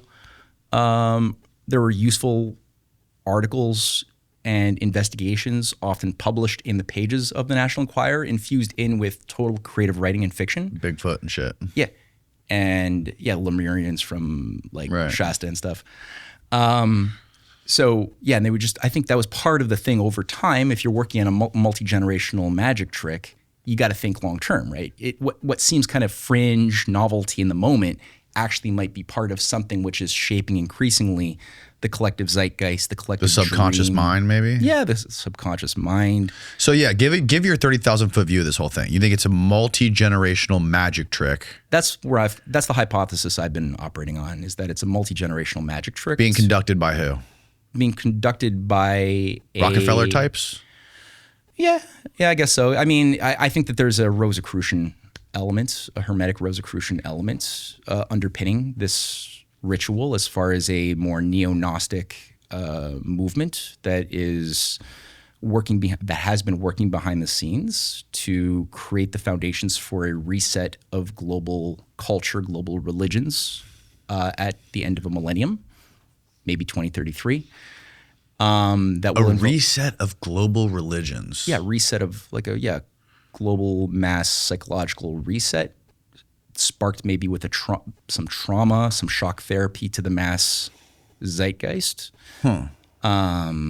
maybe through an induced cataclysm or something like that, and then coming out of the fire, this phoenixing kind of cleansing of the species would be hopefully in there. I think the minds of a lot of these shaman wannabes, the foundations for a new set of revamped religious beliefs that might center a little bit more on extraterrestrial gods that might have a variety of flavors to them, depending on whether you want it to masquerade as for one of the Christian cults or one of the Muslim or one of the whatever, Hindu, whatever. I think, but they want people to think of Muhammad or Jesus or Moses or any number of their, Buddhist doctrines as being something that comes from alien gods, alien creators from either another dimension or maybe this one, but usually I think another dimension or whatever would be the. So they want to make it so make it seem like all religions sprouted out of this stuff. Yeah, that the real gods are the aliens, and the real demons, like an alien perennialism type thing. Yeah, I guess so. Yeah, that the angels and the demons, like Aleister Crowley had once said, that in the future people will be speaking of aliens and demons, but they won't call them that anymore. And I think that what he understood to be what he expects people to call them will be, just aliens. Aliens. Interesting. Yeah, I think, and it's a nice way to account for why bad things happen. Why is there political injustice? Why is there evil in this world? It's the shape-shifting, lizards from whatever that just want us to be sad and suck our fear energy to keep them going. And why is there global warming in their minds? That's one thing David Icke had said back in the 90s. He was making the thesis that global warming is part of the plot by the lizards to create a more habitable, lizard-friendly world that they could then occupy over time. So I think it kind of works a little bit to get people to think about these objectively true conspiracies that are multi-generational, that people like the Rockefeller brothers and others have been a part of or initiated into, and then to move the sense of causal nexus into some place that will make us not really capable of doing what Martin Luther King Jr. was doing, or John F. Kennedy, or Fred Hampton, or any number of these noble souls who emerged at different times with a commitment to righting the wrong, and organizing, I think. Again, it's my hypothesis. I'm not saying I know that to be true. It's just my hypothesis. Right. Yeah. So Rockefeller he was doing this thing. He was funding all the psychedelic stuff in conjunction with MK Ultra. He was doing all this other crazy stuff. He was lobbying to get the Roswell stuff out there. And then in the 90s, he was getting together people like Stephen Greer and Linda Moulton Howe and all these UFO Bigelow and Robert Bigelow. Yeah. And so you think that Rockefeller, explain to me what you think Rockefeller, like what was his ultimate goal, do you think, with this? I mean, I don't think it's a purely Rockefeller designed operation. I just think that he was a conduit. What were his motives? Well, I think his particular motives is in harmony with what his clan, what his family has been devoted to since, John D. Rockefeller, the original sort of, rail and oil magnate, rose to power as part of the U.S. establishment, which is a devotion to a certain class and a certain system that is ancient in character, that has provided them the privilege to rise in standing with a certain dynastic guarantee, a certain limited dynasty provided to them to have a family of privilege, as long as certain patterns of behavior and certain responsibilities are maintained by various members of the clan. Right. So I don't think it's anything different so much as that his particular, he had a lot of brothers, right? The Nelson and John and David, and I think there was one Michael or something who died a weird death, was like cannibalized or something by on some anthropological trip when he was in his 20s or 30s. Cannibalized? Yeah, he was like, I think, was it Michael Rockefeller was cannibalized? Yeah, it was the younger brother that people forget about. Yeah, he went on some weird anthropological trip. Oh, you know what? I remember this. I did see something about this. Guinea tribe or something, and was trying to get some human skulls that were part of this cannibal tribe, and was trying to buy them or something. It's kind of fragmentary by memories, right? Michael Rockefeller. Oh, 23-year-old. Yeah, right. He was a young guy. He disappeared in 1961 when his catamaran capsized off the coast of Asmat, a region in southwest Dutch New Guinea, now Papua in Indonesia. Yeah. His cause of death, well, the official cause of death was recorded as drowning. Investigations, including the journalist Carl Hoffman's extensive book, Savage Harvest, revealed that the Rockefeller made it to the shore and was killed and ritually consumed by the Asmat headhunters. So he didn't get to live up to the expectations probably that were that were on his shoulders. Or maybe he did. Maybe he had a role to play. Writes itself. I don't know. Yeah.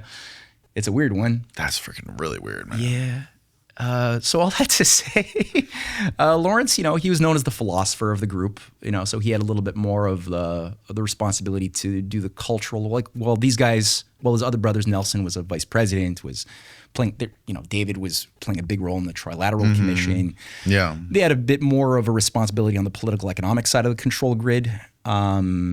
His seemed to be a little bit more towards the psychocultural element of things.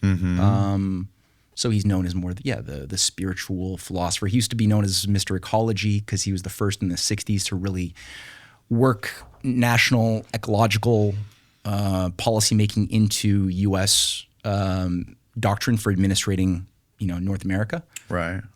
He's the one who got John F. Kennedy to sign off on this program to allocate major chunks of the U.S. And not to say this is a bad thing, but as national parks that would be off limits of human development.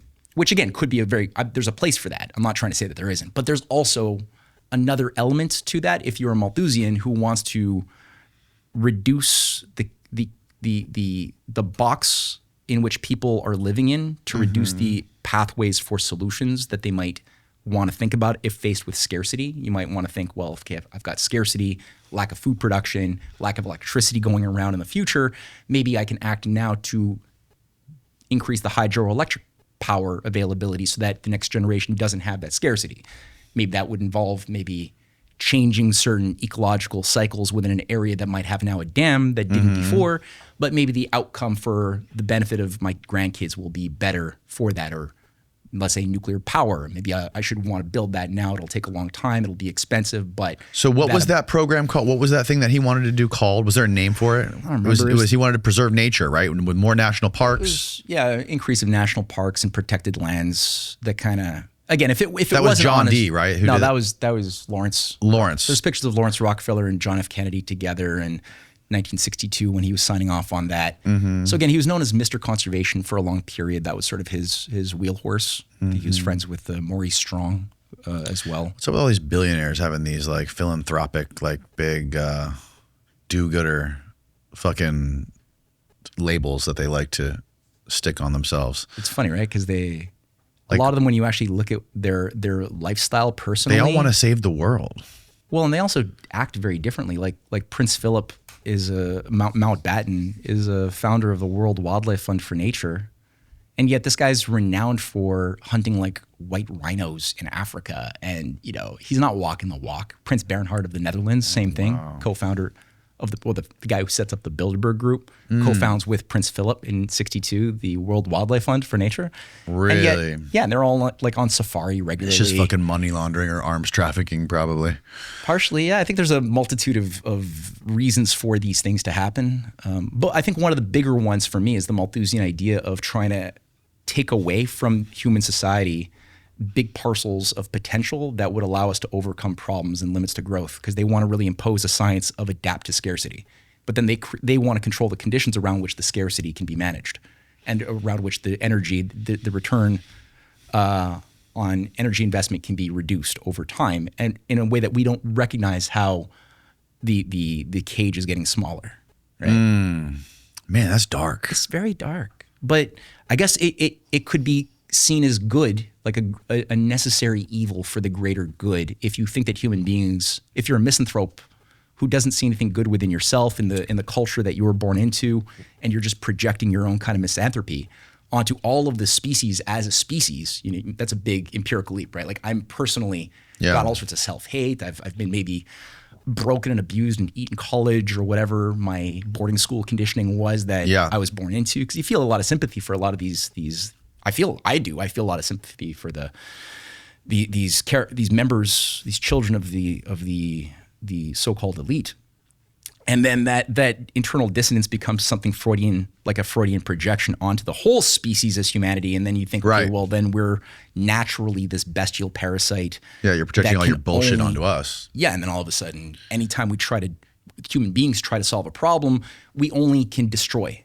Every problem that we try to solve actually creates more problems. And this is where this neo-Malthusian revival in the 60s came about, called Problematik, which Lawrence Rockefeller was also a big follower of.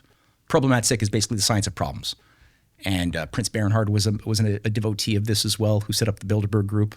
And the whole ecological movement was set up by these people who are adherents to Problematik, World Problematik. Alexander King, who founds the Club of Rome, was a major leader of that school.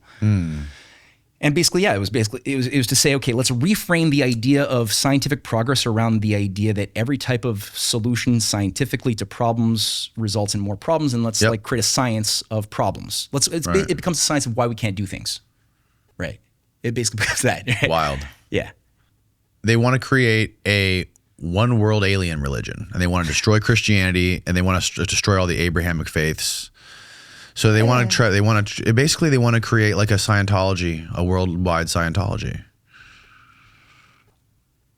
Yeah, I mean, I think that if you have a massive, let's say, disclosure or revelation of various governments, see, I'm different. I don't think traditional faith, Abrahamic religions and faiths will be hurt at all by that. I think it will probably strengthen them. I think it'll change their character. I think that it will amplify the demonology, angelology side of the faiths. The supernatural stuff will be amplified, but I think a lot of I don't think that that's what gives value in my mind to what made the Abrahamic faiths useful or good. Ultimately, it's not those things. I think what makes it good, or what makes them the most valuable to humanity, will be reduced in influence, which is, I think, the actual lessons of What do you Jesus. think makes them most valuable to humanity?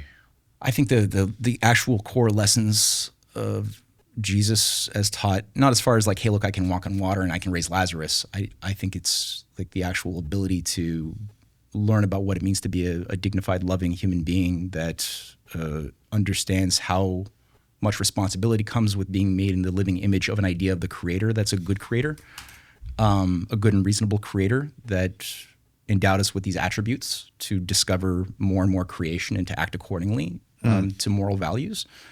For me, those are super duper important and have been really a thorn in the side of this more evil cult that's been latched on, is that when human beings tap into those lessons that express themselves in different ways, but they're the same kind of lessons in the old faiths, we become less inclined to adapt to situations of injustice and of evil. And so for me, that is what I see dissipating more and more. You see that dissipating? I feel like it's like resurging. I'm not seeing too much of it. I see a lot of hope to survive resurging, but I don't see a lot of, like, when I look at the quality of philosophical mind, when I read the speeches of Martin Luther King or Bobby Kennedy or John F. Kennedy, like there was a depth. I was talking about like Christianity. Oh yeah, but they were animating their identities around very Christian principles. Yeah. But highly cultured and very deep. Yeah. Philosophical thoughts associated with but they couldn't do what they did were it not for the Christian principles that animated their own identities and their own method of organizing systems. And so I don't see a lot of that quality of mind in the political class at this point, or the influencing class in general. There's a diminishment. No, but they're trying to hijack the religions to justify everything they do, though. Oh, that's been part of the thing. Yeah. That's been part of the game. Yeah. So, yeah. And that doesn't seem like a thing Jesus would do, would go like drop bombs on everybody and genocide people. So like, well, maybe as much as it can be done for good, that's the problem. That's one of the biggest problems with these religions is you hear all the bad stuff, but you never hear the good stuff. Like the good stuff happens in the little communities, right? People that get together, it makes their life better, whatever, they're happier, makes them a better person. But then like you get these fucking psychopaths that will hijack the religion and put the label of the religion on whatever the fuck they're doing to justify what they're doing. And that's the shit that makes the headlines. Yeah. Well, never hear about the good stuff. We're talking about these controlled dialectics that are like, I use the example of Thomas Huxley and the Darwin school versus the creationist school. Both sides are wrong for different reasons, but it creates this false sense of options, of choice of what the fight is. And I think that there's examples when you look at even like throughout history, a lot of the most destructive acts that have been using the Christian skin suit to carry out acts of crusading wars, murder for Jesus kind of things, or burn the witches for Jesus. All of those things usually have the hand of social engineers within the upper echelons of power at the same time as you have influencers on the bottom up. So you have both the top down and bottom up tendency to influence systems in a certain way. So that, like, for example, many of the forces that ran inquisitional processes around Dominican and Franciscan grand strategists, it was usually Dominican and Franciscan, themselves seem to have an occult underpinning within the Dominican and Franciscan orders of an esoteric inner doctrine and an exoteric outer doctrine that will then take power and use those positions of power to justify the killing of a lot of people. Now, some of the people being killed are actually doing witchcraft. Some of them are just innocent people. Right. Some of them are just women who are herbalists, and they're just doing what they think of as white magic, and it's not really all that dangerous. Right. Some of them are probably actually doing the bad stuff, right? But there's a lot of innocent people dying along the way. Yeah. And it just seems like that's not an organically emergent property of Christianity per se. It does seem like there are these mystery cults. Though. There is witchcraft in the Bible. And there's genocide. There is genocide, especially in the Old Testament. There's lots of threats of killing people and babies and. Oh yeah, no. These books are full of problems. Yeah. Yeah, no doubt. I'm not trying to say that they're not, but I'm saying that if you're trying to be a good person making sense of things, you will resonate to certain parts of the lessons of the book of Isaiah or the. Yeah, you got to cherry pick. You got to cherry pick as a human being. If you're bless you. Gesundheit. And you will latch on to the more superficial or just outright destructive stuff if you got that within you. You'll be a Benedictine or Cistercian grand strategist controlling the Templars to go and like kill the heathens for centuries and set up the. Right. new Solomonic Temple of Jerusalem, and then as the new hub of a world mystery cult. That might be what you might want to do, right? And justify certain aspects of the Bible to then organize dumbed down, uneducated plebes who don't know how to use their minds and pass moral wise judgment, right? And who will just follow whatever their guru, their local priest is telling them that they should do, right? So yeah, I mean that's part of the thing. It's I think just the battle of how do you find the good. Like everything is a mixture of good and evil, and there's this battle with intentions by representatives of different schools that have different views of what is human beings. Are we something good? Are we something naturally evil? What are the consequences of how we plan out policy according to which hypothesis be true?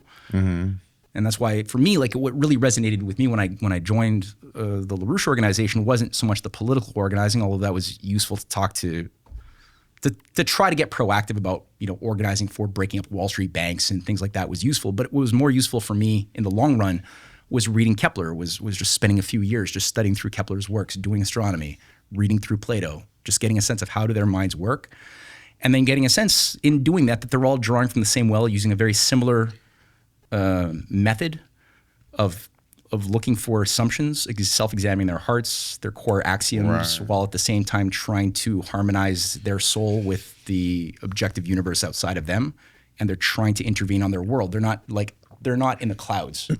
they're part, like they see themselves as part of the thing that they're trying to intervene on, and they're doing a very similar type of I mean, it's all unique to their personalities, but they're all doing the same kind of thing to get people to wake up to this higher way of thinking about the creation, the creator, and your purpose that would help people to avoid calamities. Yeah, it's also interesting, speaking of Plato, how he wanted to create that noble lie, that he wanted to create this sort of religion, right? Or this framework for society for people to live by. And even though it was fake and made up, he thought that it would make society better and meld better, and it would make more of a prosperous. Well, I've got a different take on that because I've read through the Republic a number of times, and I do enjoy the Republic a lot. I've never read it. I've only had people tell me about it. So. Oh, really? Oh, okay. It's a good read, but it's not a read that should be taken out of context. Like everything is not a closed system. So Plato's corpus as a whole is not that big. It could all fit in like one book. And his dialogues, some of them get very small, but they're all, the reason why people tend to get very frustrated with Plato is that they all recognize that he uses a non-literal mode of communication and he uses ambiguity a lot. Right. So he never tells you what the answer is. He gives you more problems by the end of each dialogue than you had going into it. Right? You have more questions than you started out with. And yet it's interesting that in this one particular case of the Republic, he is treated as if he's a literalist by people who don't like him because he's not a literalist. So what he's doing in writing these things, they're specifically done originally for his academy. He's treated as a literalist by people who don't like him because he's a literalist. They don't like him because he's not a literalist. They like people who give him crystallized, I got you. Like finished answers. That's what people often say. Aristotle is wiser than Plato because Aristotle gives you the answers. He doesn't give you more questions. You want to know what justice is? Go read his definition. He tells you what it is. And there's one justice for the master, one justice for the slave, and one justice for the daughter, and one justice for the son. And he'll give you the finished answers. You don't have to overthink it. Right. They like it because it's lazy reason. They're contaminated with it. Exactly. Whereas Plato will give you all sorts of hypotheses that emerge to try to account for what justice is, but he's actually never giving you the closed answer, except in this one particular anomalous location of the book, The Republic, where he is giving these closed answers. And so in this one case, the people who don't like him because he's not a literalist say, oh, he's disgusting. He's the foundation for fascist controls and the noble lie because they're taking a literal reading of what he's saying in the Republic. And I would say in coming to study Plato's mind and what he's doing in that Republic is, number one, he's writing it for students of his academy. So he's trying to create philosopher kings within his academy. That's part of his thing. Right. And that's what he thought. He thought the philosophers should run the society. Well, he made a point that It's Or was only that this all, society is. are you saying this was all just some sort of a thought experiment, allegory type thing, war game? I think he's taking you first of all into the sausage factory, because the thing that he's outlining, as far as the noble lie, the architecture of the society run by gold and silver or defined around gold and silver and bronze souls, or I think it's iron souls, Right. Condemned by birth to a predestined fate according to the quality of their souls. Right. All of these things pre-existed Plato by a long shot. I think these are all organizing formulas for the Babylonian Empire, for every major oligarchical society. As you had noble lies, you had a priesthood class, you had the idea of organizing society by these castes that were very closed, and that you would kill a baby if you found that a baby was subpar, born into a higher family. That baby should be sacrificed, as Plato talks about in the Republic. So I think that he's, number one, writing it as an exercise, as he does for all of his dialogues. For students, he's taking you into the sausage factory. So he's showing you how the thing actually works, which is the first time in human history that the systems of oligarchical organization were ever made transparent. They were never made transparent until this one text. So there's all of that going on. Number two, I think he gives you a key with the book 1 of the Republic, which is the book on, the whole thing is about justice. And he builds up his whole idealized state in order to try to come up with a better hypothesis to answer what is justice, which is in book 1, against this character Thrasymachos. And Thrasymachos is very much like Gorgias, or the character of Callicles, who are come up in their own dialogue earlier. They're all real people in the real world, by the way, that Plato is living in. They're not fake people that he makes up. And usually, when you look at who they are, they're people causing a lot of destruction to Athens and the world. So it's interesting. But in this dialogue in book 1, he pretty much completely annihilates Thrasymachos' Hobbesian definition of justice as being the ability for the strong to dominate the weak, to increase your sensual gratification and punish your enemies and reward your friends, which is the oligarchical idea of the might makes right, hardcore Thomas Huxley idea of justice, which he annihilates, and people should just read this very, very nice dialogue, which I think creates the master key of the spirit for how to think about and work through the rest of the 9 books of that thing, in which later on you'll find the story of the allegory of the cave emerge. Right. And the other thing too is that, I'll just say it because I know people don't often have a lot of time to sit down and read something like the Republic, but I will say one of the other things he does that's very uncharacteristic of Plato is that he's defining what is a human being with Glaucon. So Glaucon is his interlocutor, who's Plato's actual cousin. Cousin. That's the student of Socrates in the Republic, and talking with Socrates. And they try to define, well, what is a human? What is the guardian? So because our society is going to require statesmen, it requires leaders, it requires guardians to protect it, to decide how do you deal with war, how do you deal with your neighbors, how do you deal with peace, how do you deal with education policy, how do you deal with, right? So how do you train the guardians? Well, first we have to define what is a human. Right, and in the definition he creates, there's a tell, because he has Glaucon say, or he has Socrates lead Glaucon into saying, well, humans are just like guard dogs, right? And Glaucon's like, yeah, certainly, yeah, like we're like animals, like anything else. He's like, yeah, and like a guardian would have to guard, a guard dog would have to guard. He's like, yep, that's right. So shouldn't we train? So we could breed our guardians the way we would breed our dogs, or let's say our carrier pigeons or whatever, right? And Glaucon's like, well, yeah, certainly, of course. And then they just go on, right? You're like, you just accepted some wildly, extremely big assumptions here without any scratching. That's super uncharacteristic of everything Socrates and Plato, I'll say Plato, was known for doing. He would never in any case allow such a major topic to just be thrown away like that and just be granted as an a priori acceptance around which an entire structure can be built on. And so I think part of this is that you have noble intentions. We want to know what justice is. We know it's not justice, but let's figure out what it is. Now he's looking at it how it's maybe easier to see it in a society than it is in an individual. So that's where he starts to build up his society in the mind, right? Wow. And then he says, okay, well, let's say it gets so big, we have some abundance, some affluence. Well, at some point we're going to consume more land. Well, let's say all of a sudden we encroach upon the land of one of the other cities next to us. Yeah. Well, we're going to go to war, right? It's like, yeah, of course we're going to go to war. Well, that was an assumption. Like You don't have like there's other pathways to that dialogue, but he just throws these leading questions that give you these stupid answers in some ways. Yeah. And then you're like, okay, well now you want this perpetually perfect society, and he creates again clues to help the mind understand where it went wrong, because the intention was noble.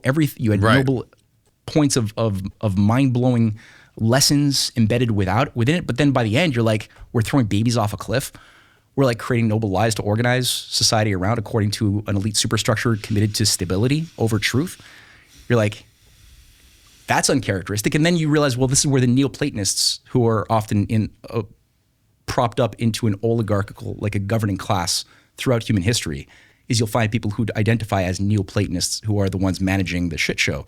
And what they're doing is they're taking the actual some of the worst elements of the literal interpretation of Plato that they then use as their guide to try to manage their society in a caste system the way Aldous Huxley does in The Brave New World. This is why Socrates didn't want to write anything down, because he knew people would just fucking reinterpret shit and fucking put their own meaning on shit and change it forever, and then nothing would mean anything anymore. That's exactly right. I think you're totally right. Same thing for Confucius too, right? He didn't write any his stuff down. It was Mencius and his followers who were trying to leave it out there in the ether. You can download it when you're ready. It does help. And that's why I think Plato recognized the challenge of writing literal truths down is that they're always interpretable, and he tried to write create these controlled ambiguities. So he wrote it in this type of way because he knew that humans have this tendency, which also can blow up in your face. Because if you don't have a people who have a taste of what their own minds naturally do when we're making discoveries, sure. Because let's say we've been processed in a Rockefeller-funded, zoo of education, then we will misread what he's doing. Now, they will also, you have the Straussians. I don't know if you've heard of the Straussians. I have, but you have to refresh me on what it is. It's followers of Leo Strauss, who is himself teaching that Plato had a secret doctrine. So a lot of his students became like Paul Wolfstetter,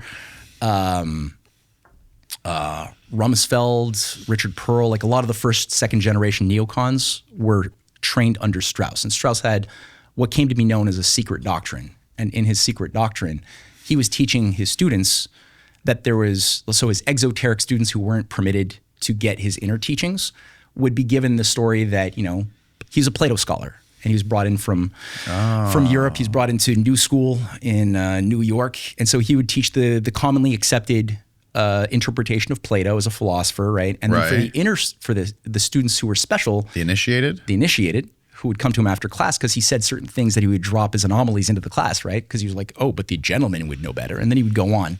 And some students in the audience were like, who's the gentleman? Why didn't he expand on that? And he knew that they would come to him and have a dialogue, and he would bring them for ice cream or whatever, or for a beer afterwards in his house.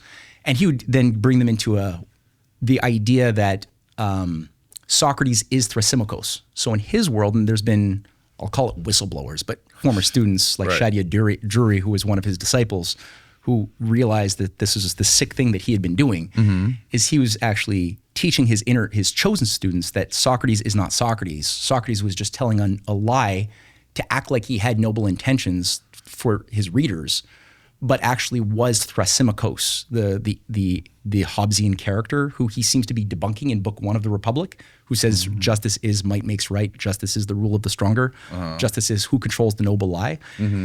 That's who Socrates actually is. That's his true essence, is the person you think that he's refuting. Jesus. And then that's where the neocons all formed their strategies around the teachings of Strauss, that we need to create these noble lies for the plebes to be organized around that will then get them to acquiesce to things that they would normally never acquiesce to for their own good. Like Crusader Wars, whatever, surveillance states. Yeah, he treated it like Scientology. You get him in with the stuff that makes sense and the feel-good stuff, and then you do the bait and switch once they get initiated, and you tell them about Xenu. That's crazy. I had this lady on here a couple months ago, this psychologist, who was explaining to me how she thinks that the forbidden fruit from the tree of knowledge was the written word or language. Not necessarily language. She thought it was like the written word. And because she was explaining how like writing and language is inherently deceptive because of everything we just talked about. how it can be misinterpreted, how people can change it for whatever motives they choose. And the opposite of that would be intuitive knowledge. So she was a psychologist who did a lot of research with those kids, those autistic kids, those telepathic kids from that Telepathy tapes documentary. You familiar with it? Are you talking about like the so there's these kids, Yuri Geller kids and stuff? Or no. It's more recent. There's this it's not a documentary. It's a podcast called the Telepathy tapes, and it blew up here in America like a year ago, maybe 2 years ago, where there's all these autistic kids, these nonverbal autistic children who have these telepathic powers where they can communicate with their parents specifically telepathically. And the parents describe this. And there's like this hill they all go to where there's all these telepathic nonverbal or these nonverbal autistic kids, they can like go to some metaphysical location they call the hill, where they can all play and talk to each other or whatever, like they're playing some sort of like on some LAN video game network, but it's like in a telepathic universe. And this psychologist was there documenting a lot of it and interviewing a lot of those kids or whatever. She's under the belief that humans had the ability like way long ago to communicate telepathically, like before language was ever a thing. And she believes like this intuitive knowledge that human beings have and that animals have, you know, like to be able to sense things that we can't see or taste or touch or whatever. She believes the development of the written word and language was what began to atrophy this ancient telepathic ability that humans had, or more sensory abilities that humans used to have, similar to how some animals do. And so she believes that was the forbidden fruit of knowledge, was when they ate that was what it did. And it was a fork in the road from intuitive knowledge to the written world, which is, as her case was that she was making, was that it's inherently deceptive, and we're like way far down that road now. Yeah. Interesting. Pretty well. Yeah, I thought it made a lot of sense. Yeah. I mean, I don't know if it's all that different necessarily from what Blavatsky was even saying earlier on as within her secret doctrine that human beings had in this primordial Atlantean, earlier root race, these superpowers that we became detached to as we became more materialistic, which you can consider, I guess, symbolic knowledge as a expression of the materialism that roots us more in using logic and reason, yes, but under a more rigid set of tools that have grammar associated with it and other things, right? Yeah. Semantics. Exactly.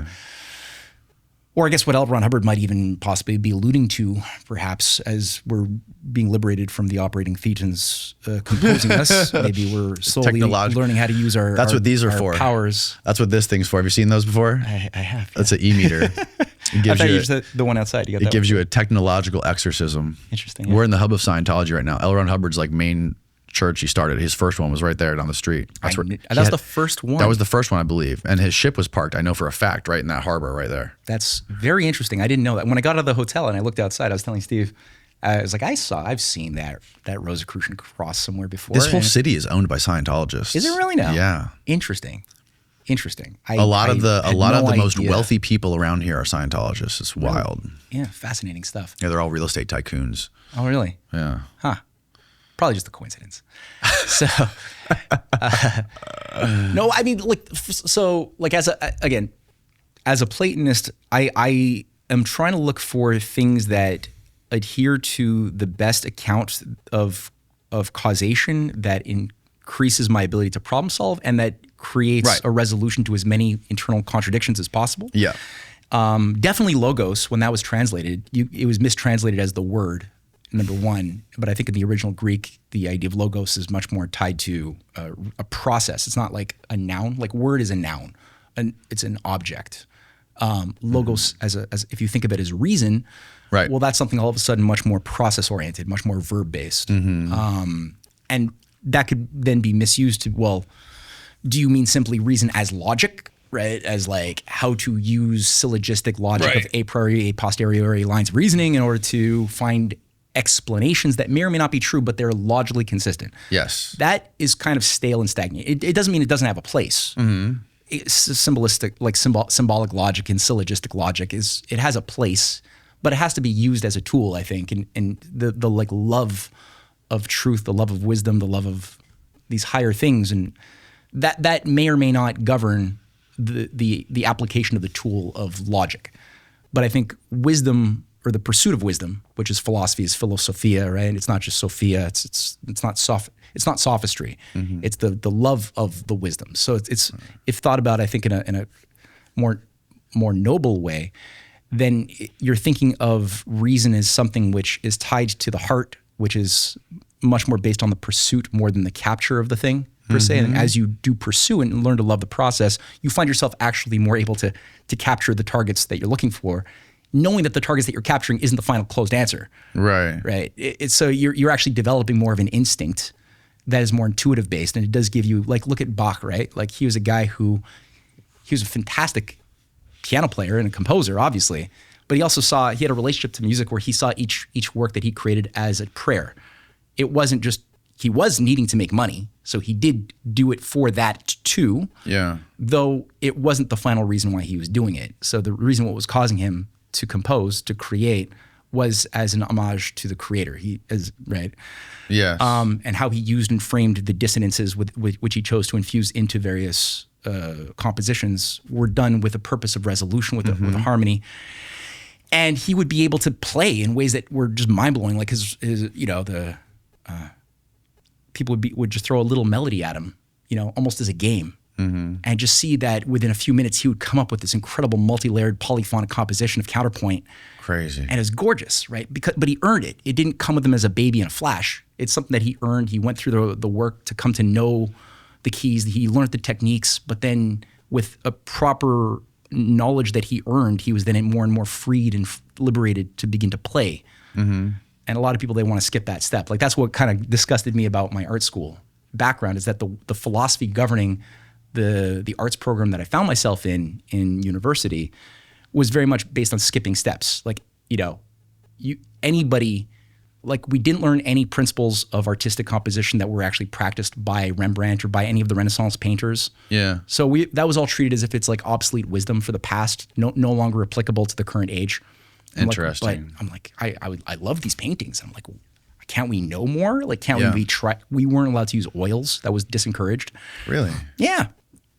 And ultimately, the idea was to just philosophically make your audience, if you want to be a good artist, you should want to, and this is what I was taught by many of the teachers in fine arts, make your audience squirm uncomfortably.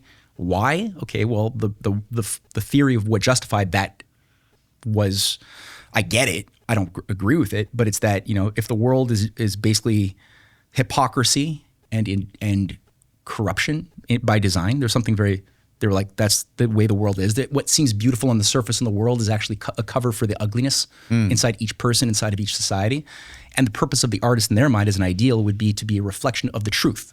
And the truth is ugly. So we should be mirrors of the ugliness and help tear down the surface appearance of the lies of beauty and the lies of order, right, and lies of goodness that make things intelligible or whatever. And thus we should be as disruptive and as unintelligible and as emotionally ugly. Basically, we should appeal to the ugliness. That's weird. That's one of the weird things about art too nowadays, which has been, you wonder to what extent it's been bastardized from what it was, back then, is that the reason that most people pursue any sort of artistic endeavor now is for the end goal, is like the money or the audience. Like how many people are going to see this? I'm going to reverse engineer this. I want to create something. I want a lot of people to see what I do, and I want to make a lot of money. And let's work backwards from there, right? Right. Which definitely wasn't the case back then. I doubt that's why Picasso started fucking. No, I don't think so either. Creating his art. No, yeah, there's definitely a purpose. Well, Michelangelo did though, right? Michelangelo, he needed money, and that was part of the reason that he did a lot of. It doesn't mean you can't be an impressive artist and do it for the wrong reasons. It doesn't mean that. Oh, I said Michelangelo. I meant to say Da Vinci. I'm sorry.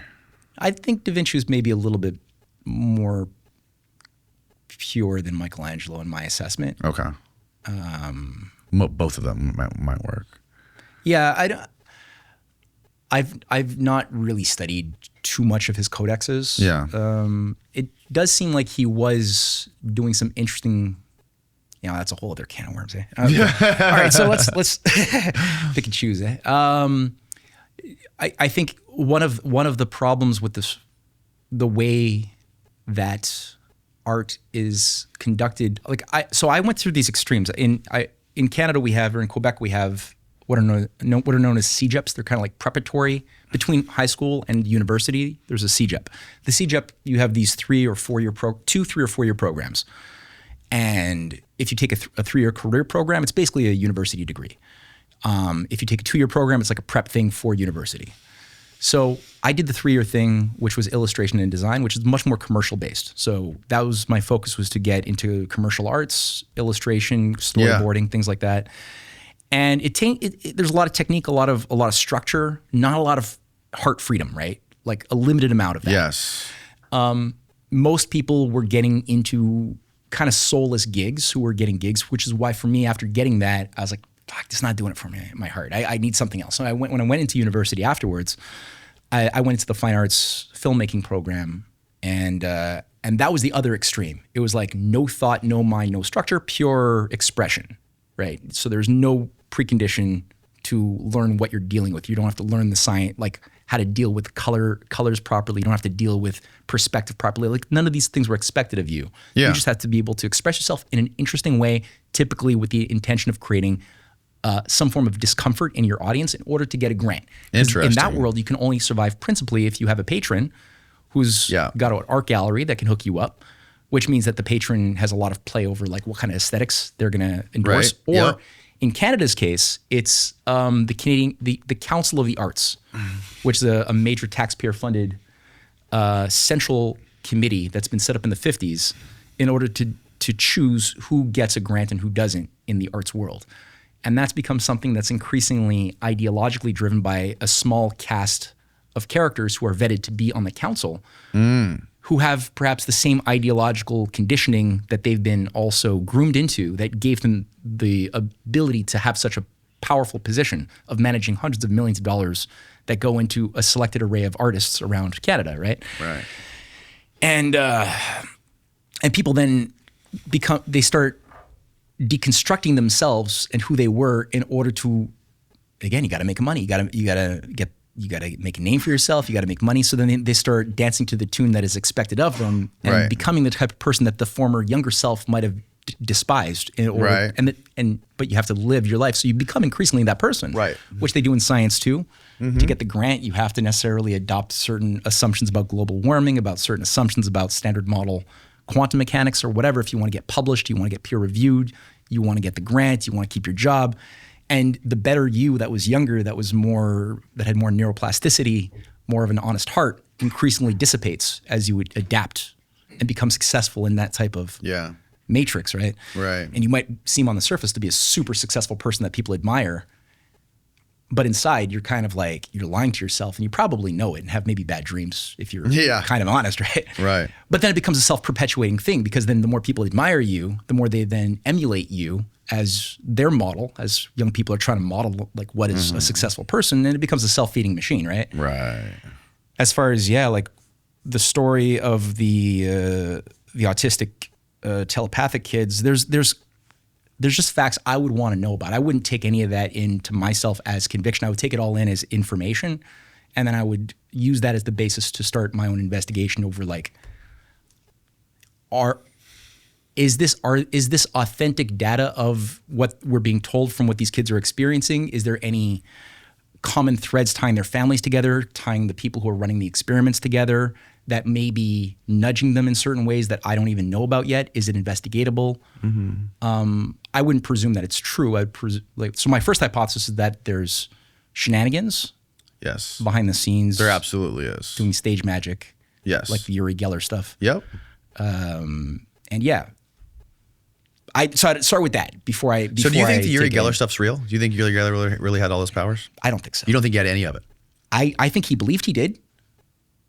I think to a certain degree, although I think he also knew that he was doing magic tricks, kind of like Johnny Carson. I have this clip in the Hidden Hand Behind UFO episode 4 from Johnny Carson in 1981. I don't know if you saw that episode. No, I didn't see that one. It's the one where he brings in Uri Geller, but in this case, Uri Geller is very, very pissed off because Carson, who's also a stage magician, he knows the tricks, had his team select the spoons and select the cups, and he didn't use Uri Geller's chosen cups and chosen spoons.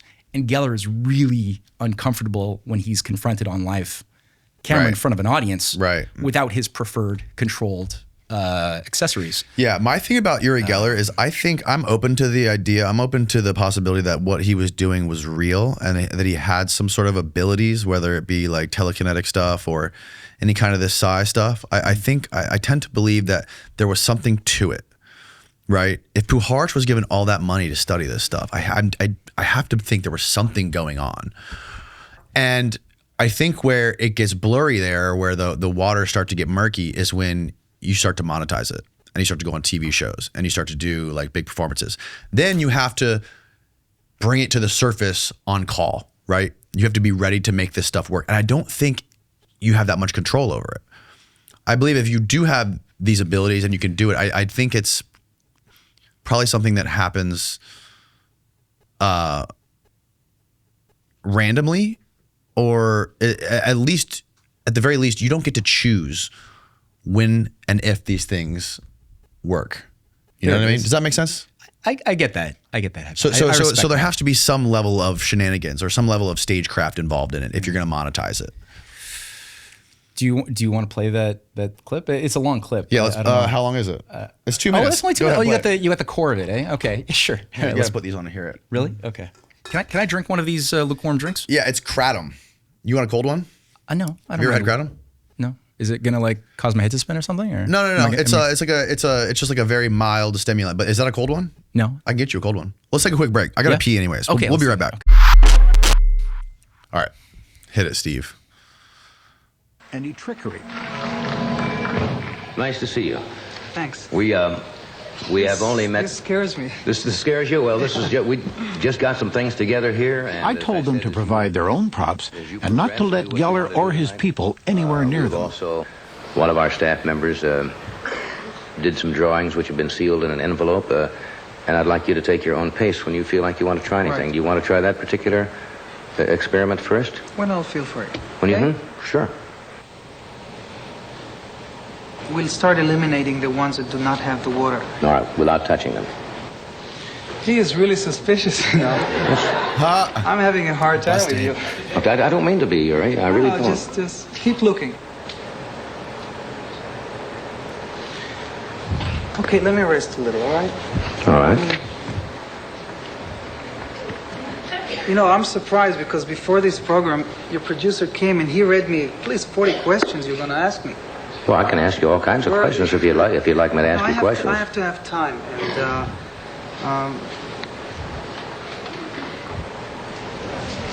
More to come. Did they really break it right there? John, we are back. Uri was telling me you don't feel what, strong tonight. I don't Is that? feel strong. It's not all tonight. Right now, I'm feeling being pressed, and then I can't. Well, I'm not trying to press you. I really not. No, you're only telling me. Well, will you try that or that? Well, I thought that was the idea of. No, I'm not. No, I'm not trying to push you down. That's funny. It's like a much longer video. Yeah. Overall. Yeah. Painful but interesting. Yeah, it is. It's unfortunate. Yeah. But you can see. I mean, you could. To be generous, you could see how if those powers or those abilities were real in like a super stressful situation, they maybe won't work or whatever, just like anything, right?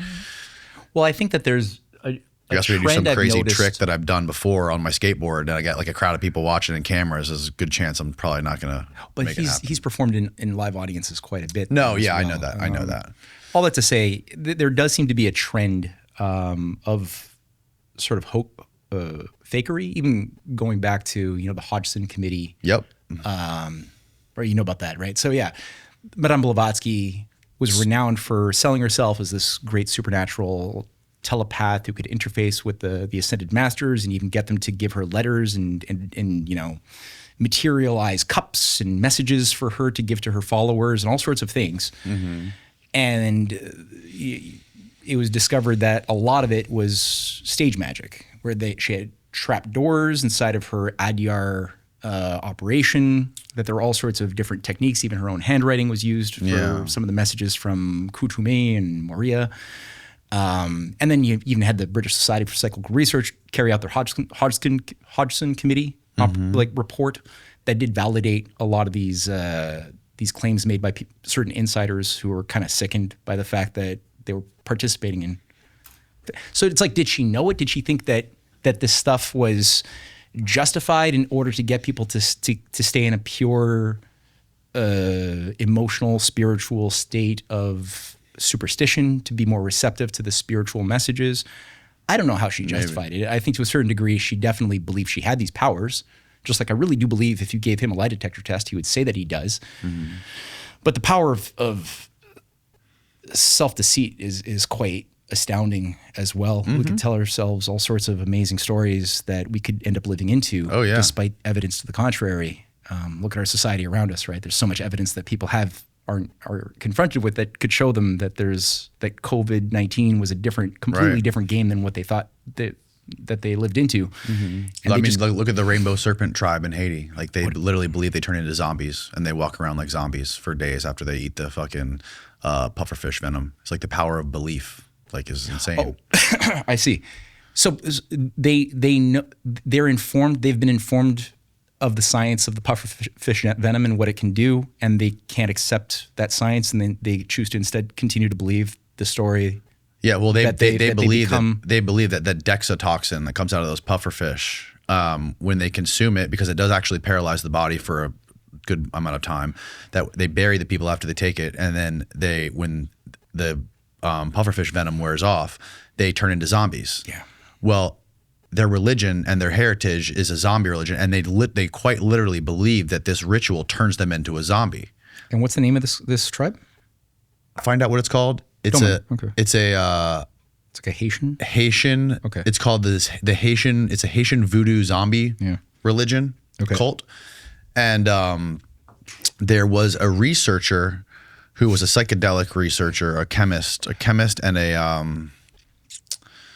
I forget the actual term of what he studied. But anyways, he studied that actual toxin, and they did a study on it, and they were trying to see if that had that same effect on anybody else, and it didn't.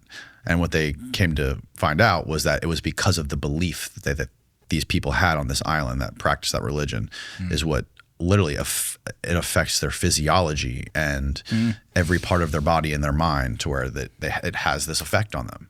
Yeah. Well, so there's it's an incredible thing, the power of mind and the power of myth making, both for macro societies, but also for individuals, and what a myth can do for ourselves as far as coloring our dreams. If we meditate on something that we want to believe is true, we're more likely to find it to be true, even if it's not true, right? Just like if you don't believe something is true, you're more likely not to find it, even if it is true. Mm-hmm. But you don't believe it. You could see the Haitian, the rainbow serpent. Oh, the Yorubas. Aida Wedo. Oh, okay. So it comes from West Africa. Yes. Yeah. That's interesting. Whatever the hell happened to the Yorubas is a wild. So does it give you a description of how the whole process works? Is that the case where they found that people in Haiti would occasionally be let me see what you search, Steve. Okay. Type in Haiti zombie ritual. Haiti zombie ritual. Okay, here it is. The zombification ritual. The process begins when the Boko punishes a victim by administering the complex power of the powder. The powder is typically made from human remains, poisonous toads, and pufferfish containing tetrodotoxin. The toxin induces a state of near-death paralysis and catalepsy so profound that the victims are often declared deceased and buried. The resurrection. Hours or days after the burial, the Boko exhumes the victim and revives them to maintain control to maintain control in a permanent catatonic state. The sorcerer administers further concoctions, often featuring dissociative and psychoactive plants like datura, which contains scopolamine. And the investigations, Wade Davis, that was the researcher. He's an ethnobotanist. So Wade Davis did a whole investigation on this tribe and the phenomena that was happening. Wow. And yeah, what he found out is it does not have that effect on anybody else. Absolutely fascinating. Yeah. It doesn't have an effect on anybody else. Nope, though. just the people in that tribe. The belief function is playing a big role in activating the, because I guess without that substance going into them, this toxin, would they still get that effect? Like if you gave them a placebo, would they still get that effect? Maybe, yeah. Curious. I know that there was a case of this fellow, I think it's Edwin Washington Irving. Washington Irving. I forgot his last name. But he was a very interesting debunker of a lot of the spiritualists of the 1850s, 60s, 70s, 80s. He ends up dying in 1889, but he's made a lot of enemies. He was young too. I think he's like 39. And one of his major topics was teaching how these various mediums, the spirit mediums that were very big across all of the United States at that time. That's, Blavatsky was in the U.S. studying, actually doing spiritualism and acting as a spirit medium with Olcott when they met originally at the Fox Sisters, one of her displays, one of the displays of I think it was the Fox Sisters. Mm-hmm.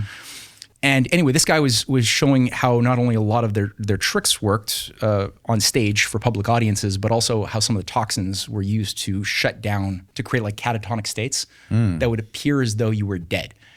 And hours later, or sometimes days later, you'd be brought back to life as part of a way of conveying the image that within a lot of these rituals, the person had literally died. Either the person carrying out the sorcery had died and come back, or that somebody that they had done, that they were one of their targets, had come back to life, right? That made that person much more devoted as an adherent to whatever that person is, whatever the shaman is going to say, whatever the spirit medium is going to say. Right. And he was actually doing these tricks on stage. Washington Irving. Interesting. I forget his last name. Anyway, he ends up getting killed. And his mother is campaigning across America for years after he dies in 1889 to bring awareness to the fact that he was targeted and was murdered by his enemies, because there were two doctors stationed who were both spiritualists in the front row of one of his shows in New York, who immediately, though they knew what the show was about, immediately took his catatonic body, brought it to the back behind stage and to one room that they locked themselves in this manor or this whatever it was, and immediately did an autopsy. Whoa. Yeah, even though he let it be known, I'm not actually dead.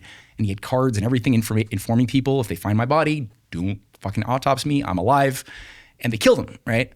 And that was one of the things, meeting her as after he died. And I think she met Harry Houdini. So Harry Houdini was a young guy. He just came to prominence in the 1893 period as a stage magician. Mm-hmm. And it was meeting her in, I think, 1898 or so, that he learnt of a lot of the dark operations and lies within the medium that he was becoming very good at adapting to. Like, he was learning all of the tricks. He was becoming the best at everything he was putting his mind to.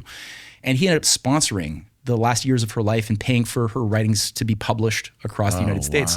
So she formed a lot of his strategy. So when you read his writings of what he's doing working for American intelligence, what he's doing working for, even in 1907, he writes a book exposing Houdin, Robert Houdin, who's the name of a great French stage magician and medium who he took the name from. The name Harry Houdini is a name he selected based on the naive idea he had of his hero, the great Houdin, Robert Houdin. Really?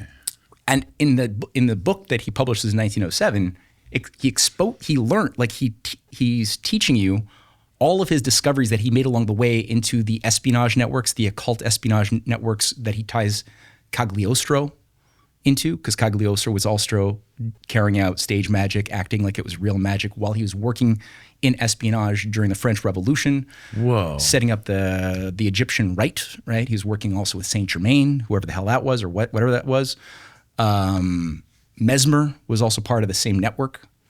And so Cagliostro is being brought up directly by Houdini in that 1907 book that's available, and he carries you through a story of the occult role or the role of stage magic in espionage and mass psychological formation of target audiences. Wow. That Houdini, who was working as well for Napoleon III as an emissary for the French, for Napoleon III in North Africa, in the courts of various Arab target states that were designed to be seduced by the story of the power of the magic of Napoleon III, who would then create alliances that had very big political implications in the Great Game. So Houdini was really solid, and he came at it with a good spirit. He was trying to not say he was very clear to say, I'm not trying to debunk magic. I'm not trying to debunk the supernatural. I'm just noticing that there's a lot of fakery, and if somebody could showcase an example to me of being an honest medium, channeling, like doing necromancy and channeling a message from the beyond, from whatever higher powers or the dead, and just do it in a way that I can't debunk. Yeah.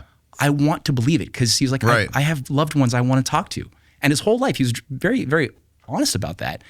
Unfortunately, he kept on discovering how these tricks are made. Like even his house, he brought in some of the top psychics of his day into his house just before he dies. The last 6 years, he really goes full hog when he starts seeing, I think, the spiritual, that's him, Washington Irving Bishop. Thank you. That's him. 1855 to 1889. Stage mentalist. Yes, that's right. That's right. Is known for his well-known performance of the blindfold drive. Mm-hmm. Wow. And that's important what he says there. His article accused the physicist and spiritualist William Crookes of being duped by Faye, Anna Eva Faye. Okay. That's very important, because William Crookes, he comes up a lot in my book, Volume 2 of The Revenge of the Mystery Cults. He was he's one of the few people who at different times in his life was the president of the British Royal Society, so the scientific institution. He was the president of that, but he was also the president of the British Society for Psychical Research, and was devoted to trying to provide a scientific veneer to justify why trance mediums and other things were scientifically valid. He was also a major influencer. Actually, that's the whole story. Read my book. So how did Houdini get involved with intelligence? That is chapter 11 of my Revenge of the Mystery Cults, volume 2, called the Rosicrucian Golem. And it's the one that has Nikola Tesla, Elon Musk, Isaac Newton, and Charles Darwin on the cover. And what intelligence? Like what? It was originally American intelligence. So you had, I think, it seems there were several branches. You had one grouping within British intelligence that I think thought that they could use him for their advantage. So he was performing as a celebrity in a lot of the leading courts of Europe, including Russian courts. And because of the people, everyone loves magic. So that gives you access in ways that otherwise would be impossible, right? To conversations, to relationships that you can develop with courtiers, with high-level people who you can maybe seduce if they're a bit more mystically inclined. You can get invited to presidential dinners.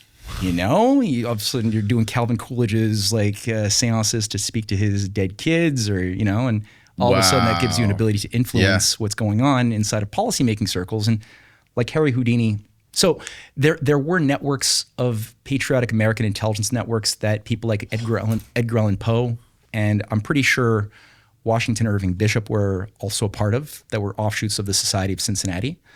That started off as, I think, a pretty patriotic organization that became increasingly corrupt in time because it was still hereditary. And that's a problem. But anyway, there were these things that Abraham Lincoln was interfacing with. I think Lincoln's original Secret Service, that was one of the last acts he did while in office before he gets killed by the Order of the Golden Circle, which is this racist Confederate secret society around Albert Pike that basically carries out his assassin. They had a whole that becomes the paramilitary group that sets up the KKK right after Lincoln is killed. But his last act in office before getting killed, before going to the play, was to sign into law the Secret Service. So I think the first couple of generations of the Secret Service had a lot more honest patriotic forces operating within that milieu than perhaps what came later around JFK's time. There were certain Masonic networks too, I think, that were still residuals who were important and who were battling the Rosicrucian takeover of a lot of the American Masonry that was really a big fight in the 19th century. And there were still residuals of, I think, the more authentic Freemasons that Harry Houdini was a member of. That, you know, Franklin Roosevelt was a member He was a Freemason? Oh, yeah. But not all Freemasons are created equal. Not all strands of the movement have the same lineage, right? Some are outright. I'm in outer space right now. I don't have any knowledge about what you're talking about, so I'm just sort of like going with it. So I might not have many good questions, but this is fascinating. Yeah. So Lincoln was killed by the pre-KKK, which was a paramilitary group. Yeah. So John Wilkes Booth. There's a book called City of Secrets by Barry Sheehy that I used a lot in my research, which is a great book, 2017. And it goes through the role of the British. So British Canada was a Confederate intelligence hub throughout the entirety of the Civil War. Okay. And John Wilkes Booth has letters that have survived, talking to a relative where he's describing the 5 weeks spent in Montreal at the St. Lawrence Hall, which was, I think it was run by the Mazzini of America. What's his name? George Saunders, a colonel with the Confederacy who ran a big chunk of the Confederate operations in Canada. Mm-hmm. He was a close friend of Giuseppe Mazzini and had formerly been the U.S. consul to London under President Pierce, who was sort of the Freemasonic president in the 1850s. That was a whole Freemasonic presidency. Like everybody was just like high level, but on the bad side of the game. And Wilkes Booth writes saying how the 5 weeks he spent are like a dream. He doesn't quite remember what happened to him, but he knows it was the most important experience in his life, and it's creepy. Whoa. I cite big chunks of that letter in my book on. That was in Clash. I wrote a book called Clash of the Two Americas, The Unfinished Symphony, Volume 1. And at the 13th chapter, I cite from that book and his letters quite a bit. Mm-hmm. But he was a member of the Knights of the Golden Circle, and that was set up in Booth, yeah. Okay. I think all of the executives, all of the top brass of the Confederacy were all high What was initiates. the Knights of the Golden Circle? It was set up in 1852. You can probably Google that. It was set up in 1852. I think that it seems to overlap with the co-founding of the B'nai B'rith, which was set up in 1852 as well. Okay.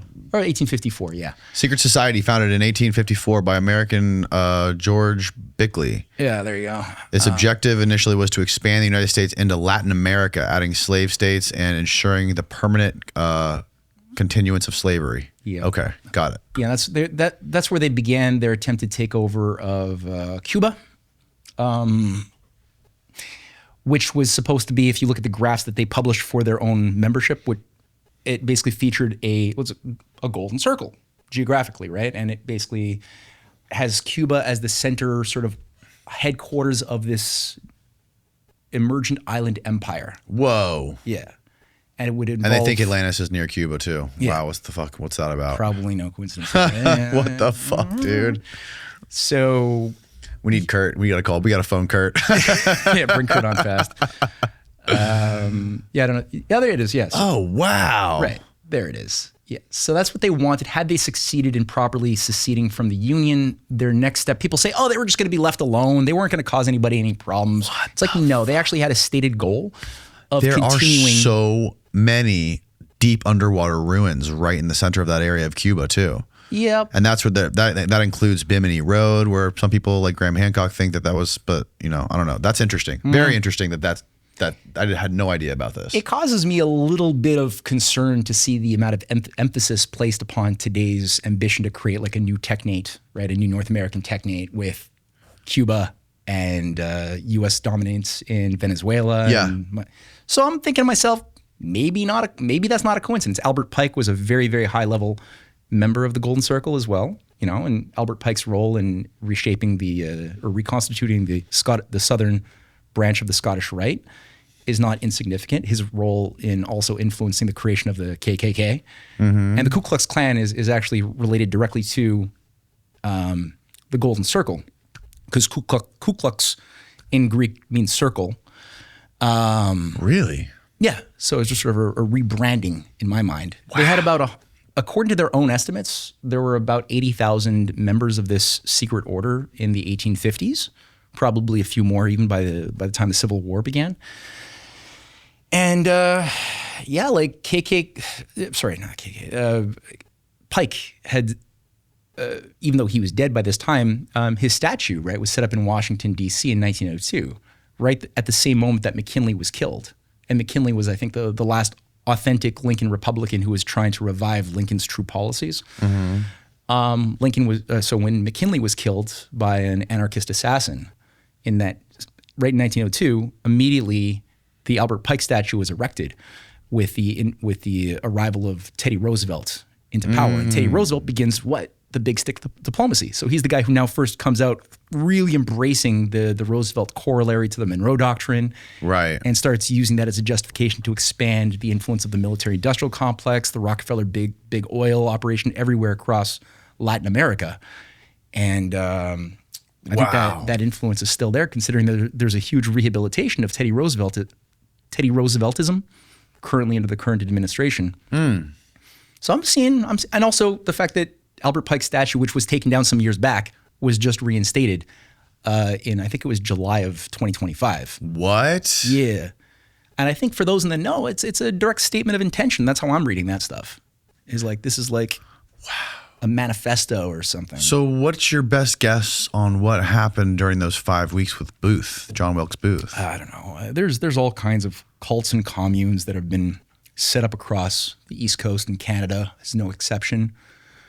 By the enemies of the ideals of the Republic. Do you think they did some sort of like Manchurian Candidate mind control shit to him? Probably. I mean, he was an actor, and they really like actors because they're already kind of habituated to go into outer body experiences in the United States. So they're much more conducive to sculpting. Right. That's interesting. Yeah. So probably, I would imagine. So Confederate statue toppled in Washington. Just reinstated, October of 2025. Yeah, there you go. October, eh? So that bothers me a little bit. That's concerning. Yeah.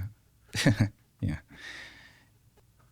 And if you remember from my discussion with Kurt Metzger, we were talking, he wanted to know a lot about the Oneida cult. Yeah, right? I don't know anything about that. I did. So that's volume... Oneida? Yeah, that's in volume 3 of the Revenge of the Mystery Cults. I did a chapter on the killer of Garfield.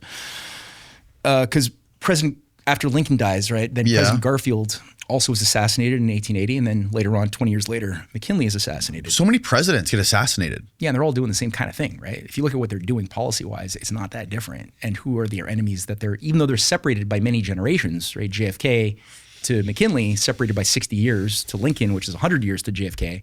But if you look at the concrete political, economic, and military policies and the overarching philosophy that is animating their paradigm of how to interpret foreign relations, military action, political strategies, it's drawing from the exact same source and the exact same, I think, authentic reading of what the Constitution and the American system should have been and was in its best small moments now and again.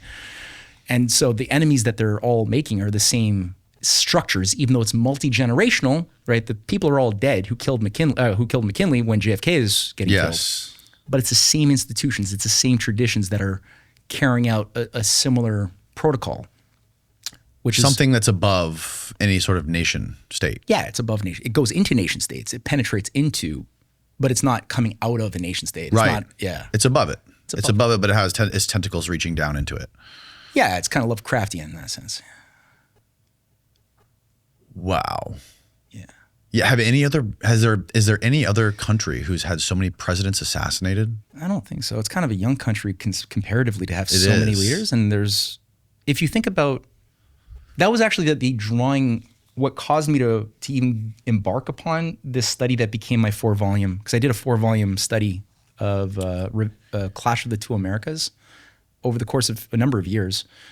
And that was one of the paradoxes that drove me forward, was like, why the hell did so many American presidents die while in office? Because there's like, if you consider 4 by bullet, 4 by mysterious means not bullet, probably poisoning. I could label them off, right? You want me to label them off? Yeah. Yeah. Okay. We got William Harrison in 1841. After 3 weeks of being president, he dies, keels over.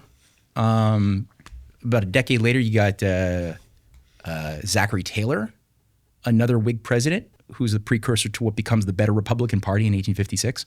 So he keels over after 2.5 years. The cause of death for him is too many cherries and cold milk is the official autopsy cause of death. Oh, yeah. Did he start like vomiting bile or something? Vomiting some black stuff? Yeah, vomiting black shit. Exactly. Black sludge? Yeah, and died painful death. It was terrible. But he was also the guy who was the direct enemy of the Golden Circle. So when he was in power, the Golden Circle was just getting set up. And he went to war. He imprisoned one of their leading members who was organizing the invasion of Cuba, who had this whole program. He imprisoned this guy whose name I haven't thought about this for a while. Anton Chaikin did some good work. If you look at the historian Anton Chaikin, I learned a lot of my research methods from this guy's work. And he created so many leads in his Treason in America book that is still available for free online. It's really worth picking up. And he goes through all of the names, all of the details that are all substantiatable and provable. So Zachary Taylor, he dies. Then you have Lincoln. Clearly, we know that one. Garfield, again, 1880. His assassin, like I spoke with Kurt about this one, seemed to have been spawned out of or engineered out of the Oneida commune that he was a part of. I think he was even born into it. His parents at least were a part of it. That seemed to have created a brainwashed assassin that was then assigned as a disposable asset to go and carry out the task. Then McKinley dies in 1902. What do you got there? U.S. is the top. Oh, he's asking how many. What did you ask it? How many leaders? List the top countries with the most leaders assassinated in history. United States is number 1. Really? Number 2 is Russia. And they're not even acknowledging the poisoning, right? They're just looking at Lincoln, Garfield, McKinley, and Kennedy. But in terms of those where there's enough evidence for, I think, for poisoning, they don't. These are just bullet kills. These are just bullet kills. Yeah, got it. Because you got Warren Harding in 1923 or 23.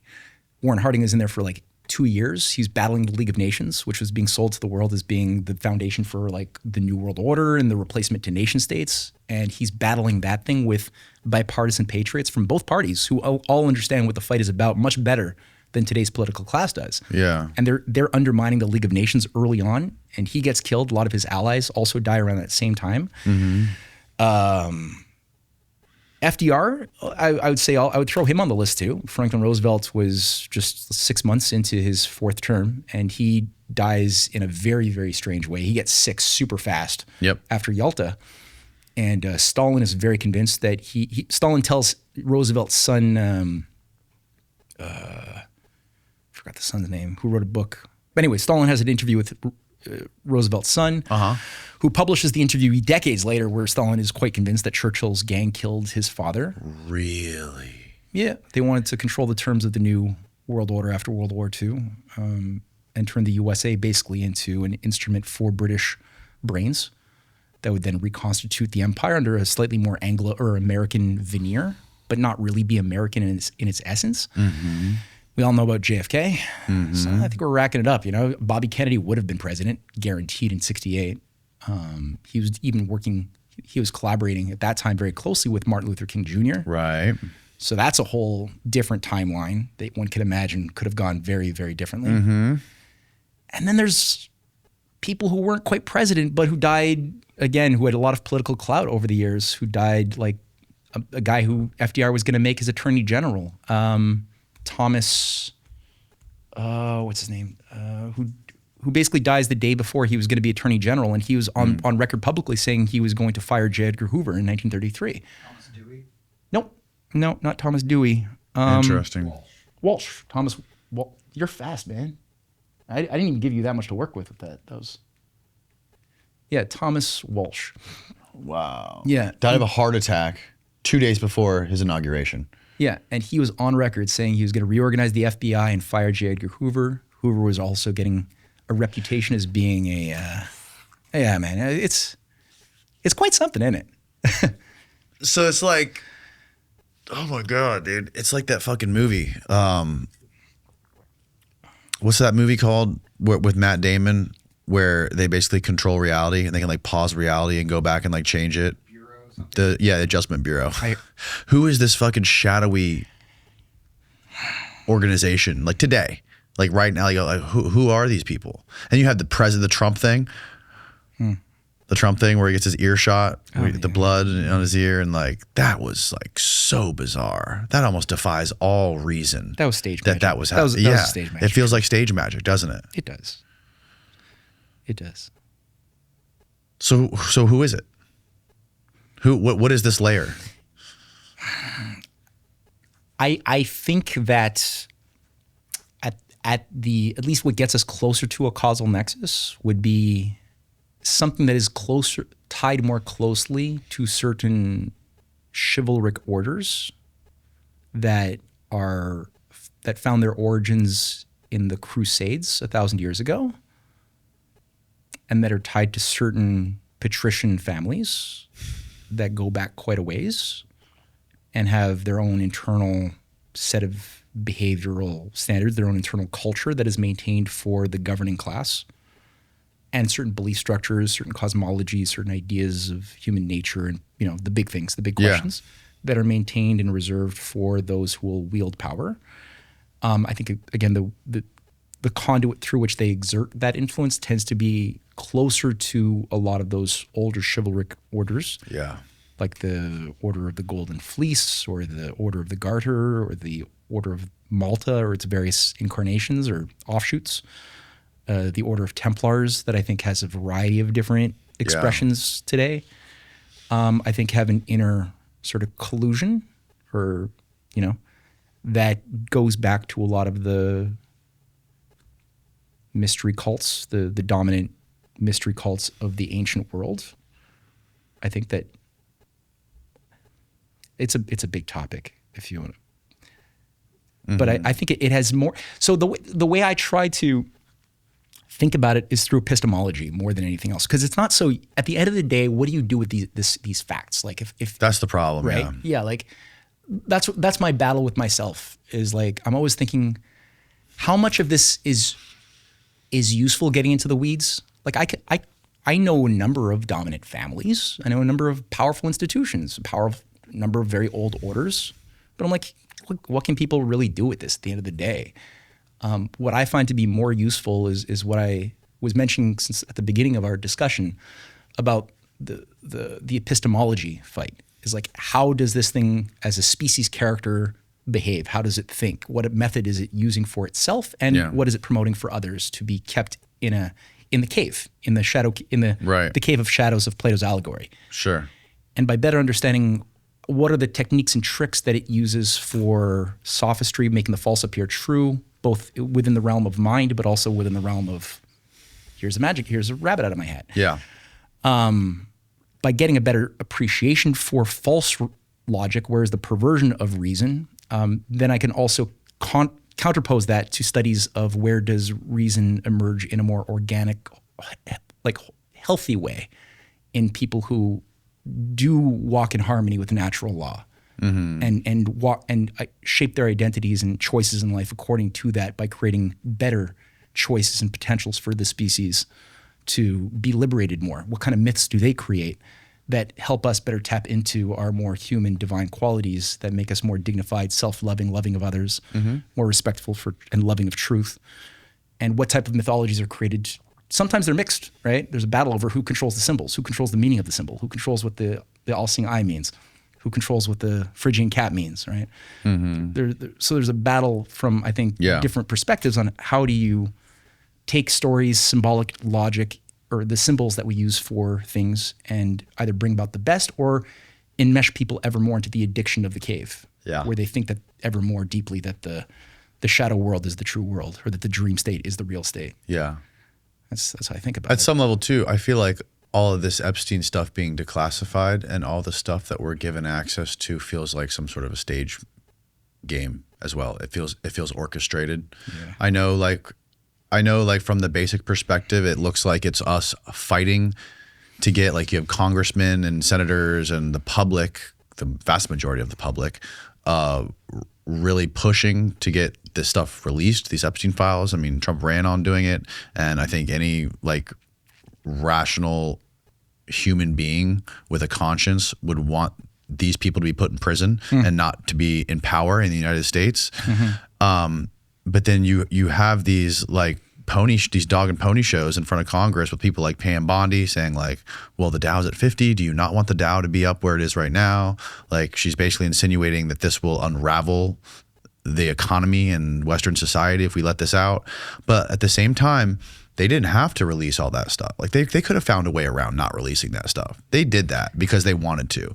Yeah. And I don't, with everything else that they get away with, I just don't see why.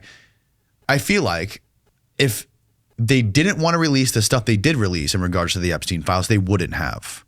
And they did. And I feel like they have a plan behind that. Like, why would you release? If I ask you what kind of hypotheses? Because I'm not disagreeing with you, but I'm just sort of working this out in real time. I don't really have a hypothesis. Right. I just feel like all that stuff that came out, like releasing all of that crazy shit on the public with jerky and cheese pizza and like the Pizzagate stuff and human flesh and, you know, profiting off civil wars and the Sierra Leone, the pictures of him, you know, he has the American flag draped over his table, using the American flag as a tablecloth, and like just the emails and everything. It's so dark and so evil.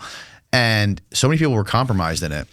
It's like, what do we do with that as human beings and as American citizens when, like, what are we supposed to do with it? Especially when you combine that with the fact that the government and the FBI has done nothing about it. Like, how does the FBI not investigate this? How do they do nothing about it? I feel like I think maybe it could be a tactic to help or to make us lose hope. I tend to think you're right. I honestly do. I'm very much in alignment with your way of thinking on this. It does seem to have, again, the more you look at what came out with the Epstein files, the stranger and stranger it gets, right? Like, there's emails that bring him directly into the causation of 4chan back in 2012. Like 4 years before. Was it him and Bannon that made 4chan? No, not Bannon. Was Bannon involved? I don't even know. I thought it was Bannon. Wouldn't be surprised. But there was another guy who comes up in the emails. So you got that, like, again, back when they're still proto QAnon mode. It wasn't even there yet, but things were starting. So you got this kind of thing already in motion. He's tied to everything, though. And it does seem to have that air of, you know, like, is he dead? No, I don't think he's dead. I think that there's a lot of evidence that a character like that doesn't get eliminated. No. Yeah, and then also, like, to what you just said, we have all the public evidence in front of us to prove that he's not dead, because the autopsy says he has a prostate, and we have the files. They release files on us that prove that he does have a prostate, because he's talking, or the files, the emails with his doctors, he's talking about, I don't have a prostate. I need these drugs, these medications to help balance me out because I don't have a fucking prostate. And then his official autopsy report says that they examined his prostate. So what are they doing with that? Is that just incompetence? It might be. Yeah. Well, it might just be incompetence. It seems almost like, I hate saying this, right? Because I don't want to be cynical and shit, but, you know, I got to acknowledge the level of, like, how far we've permitted this game to go on. Because you have to understand this is also true. Yeah. The FBI and the CIA, they're kind of like the post office at some level. There's diffusion of responsibility. These people, like the people that are doing this stuff, there's so many employees, and, you know, they're directed to do things, and at some level, I'm sure shit slips through the fucking cracks, and it's not a well-oiled machine. No. Right? Well, it is and it isn't, right? Like, it's a highly compartmentalized cybernetic system. So all these systems are all managed according to cybernetics principles of highly, highly bureaucratized, fragmented systems with only a small nerve center of executives that are granted the ability to see what the whole is doing. But the people who are highly specialized in the departments of the NSA and the sub-departments most of them don't know what the other department is doing. They don't know the Right. overarching purpose of anything. It's kind of like the Manhattan Project. And they're not incentivized to go kick a beehive. No, because no. they know they're going to lose their retirement or go to jail. There's so many things holding you back. Yeah. And it feels like I was going to say that, but the Obama, birth certificate story, it's again very similar in a feeling I'm getting to something of a contrived bit of kabuki theater designed to get an emotional effect in a target audience that is designed to make this a high priority principle of their internal drama and what they expect in the narratives that they're going to listen to on podcasts in Congress.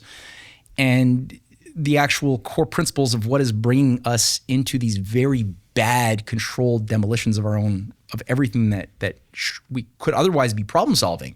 We're not paying proper attention to those things or spending our time actually dealing with, okay, well, the banks are clearly going to explode. They've been designed to blow up. We used to have an economy. Now we have a giant debt-based, hyper-financialized bubble, and it's going to be detonated. What do we do about that very, very provable, objective fact? If you're thinking in a healthy way, you could be like, okay, well, we have these historic precedents and powers with the Constitution. We've done Glass-Steagall in the past in similar circumstances in the 30s. We broke up the banks. We forced a lot of bankers into jail. There are things that practically have precedents that could be organizing principles in battle today, but people are just so pulled into the drama, these like controlled dramas. Yeah. And whether it makes them cynical black-pilled or whether it makes them hyper naive white-pilled hopium addicts, who think that Trump is the savior because God willed that he turn his head just in that way that he did. Yeah. Or it's all a controlled thing. There's no hope, that it both gets the effect of people who don't do anything, who are all like, I could just sit back and eat my popcorn. It's all good. The white hats are in control, or the black hats are controlling everything. And in both cases, you're just sitting back doing nothing with different feelings in your heart. And it seems like, that type of National Enquirer stuff was needed to sort of acclimate the zeitgeist to that type of attitude, especially since the 70s and 80s.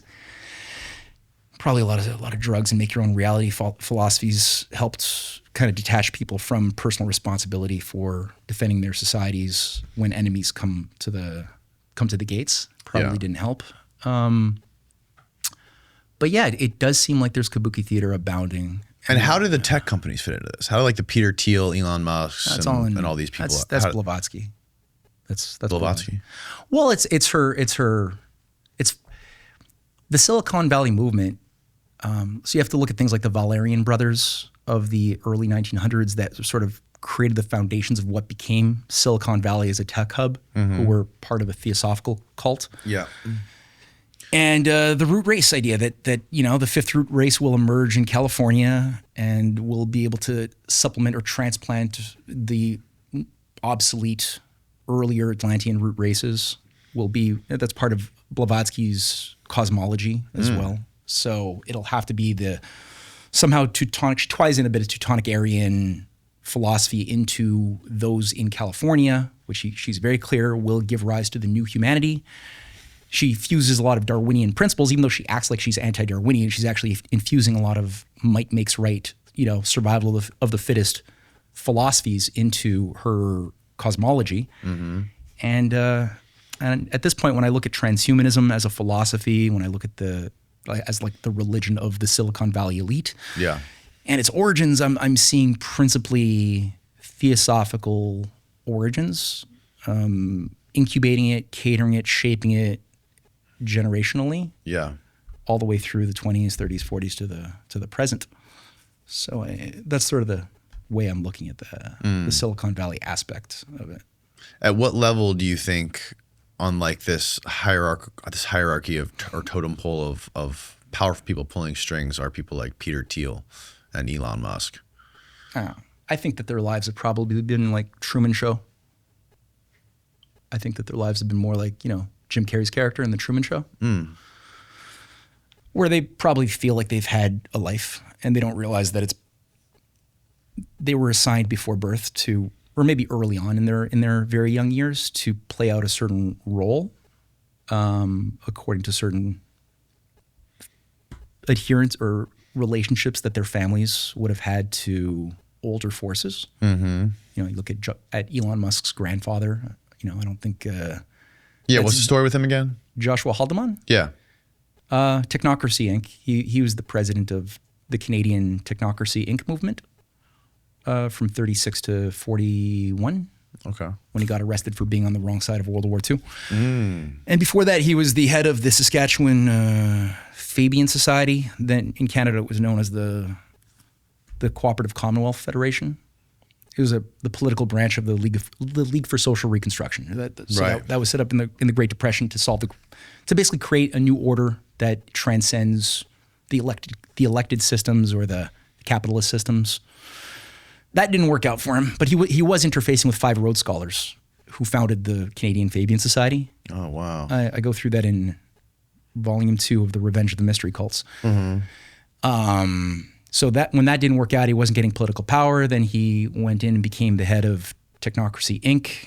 that called for a technique that's not that different from the Golden Circle mapping, right? and a basically surveillance control grid with universal basic income allocated to all of the useless eaters who would be replaced by automation. That was part of the Technocracy program. Who was that? Who was the one who called? Was that Kissinger? The useless eaters quote? Who was the first person I know? I thought it was Kissinger.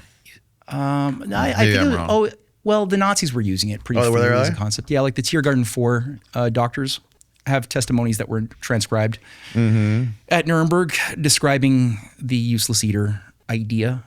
They were referring to the criminally minded, the defectives that were given euthanasia and sterilization in the 30s. I mean, Germany started with their own German population before they expanded to other groups. But so that's the earliest example I know of the word, though I'm sure Kissinger bandied about freely in his private conversations. What was I saying? Oh yeah, Joshua Haldeman. So he ends up after heading the Social Credit Party of Canada, Saskatchewan, for 6 years. He couldn't get power there. The Social Credit Party also is a British occult. So that was the name, actually. People talk about social credit today. It goes back to this. It was a theosophical spin-off group under A.R. Orage, who ran the New Age magazine from 1906 until the 20s. And Orage was a personal assistant to Gurdjieff. He was also the guy who coined the term social credit as a new sort of philosophy for organizing society that was set up by this British general, or this British major, C.H. Douglas, in 1918. And it's basically like an anarcho-syndicalist idea of pseudo-libertarianism with a top control and mediation of so you have like local guilds kind of, or local communal regions would then mediate the individual to the top-down controllers who they weren't. It was very, very ephemeral. But he was trying to market his thing to Hitler. And that's what there's letters between Douglas and Hitler saying, really? Yeah, he's like, your system is the best. It's the most harmonious system to my idea of what the world should be. Wow. Also called for a form of UBI as well. And so that's what Joshua Haldeman was running. And when he couldn't get political power there, that's when he decided, as soon as apartheid was created in South Africa in 1949, to then pick up the family, his daughter May, who becomes the mother of Elon, and go and move to the freest place in the world, which is South Africa. And I don't know as much about Peter Thiel's background, except that I do know that his German father was a very powerful individual tied to certain forces in the uranium industry. But I don't know more than that. That's a lot more shadowy for me. But I presume that there's a bit of a Truman Show thing going on. Yeah, it certainly does feel like that. And going back to what we were talking about in the beginning about this whole UFO magic trick, it's that certainly makes a lot of sense, and it plays right into the theme of the Truman Show, because I don't know, there's so much going on, and it's like they're breaking down our idea of reality, and like breaking down any hope that we have or any trust that we really have in like the institutions here, not the institutions, but like the government Yeah. Right. So, yeah, I don't know. I know that there's a lot of incompetence, you know, at some level when it comes to who's running it and all the people that are involved and all the agencies or whatever. But there's a method. That's the thing. There does seem to be a method of chaos behind the chaos of using contrarian messaging by design to break down our ability to form judgments, to use discernment. Yeah. And the hot cold thing, it seems very similar to sort of structures that you would read from what's his name? Battlefield of the Mind, the Tavistockian. A lot of the lead Tavistockian psychiatrists that informed how MK Ultra would unfold and how they would carry out their conditioning techniques on their human guinea pigs. It was they were all obsessed with how do you induce schizophrenia on the one part. So people like Artie Lang are really obsessed with creating a science of how do you create schizophrenia to liberate people.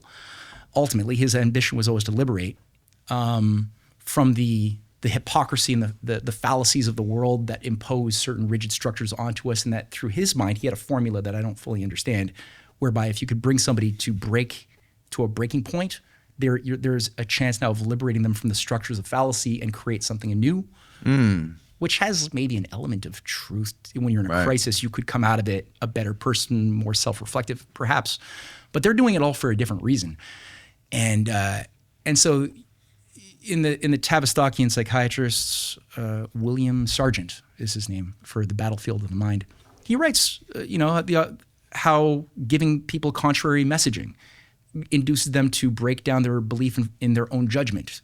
So they're given orders to burn the village, or first to save the village, then to burn the village if you're in Vietnam or in Korea, right? There it is. Yeah, battle for the mind.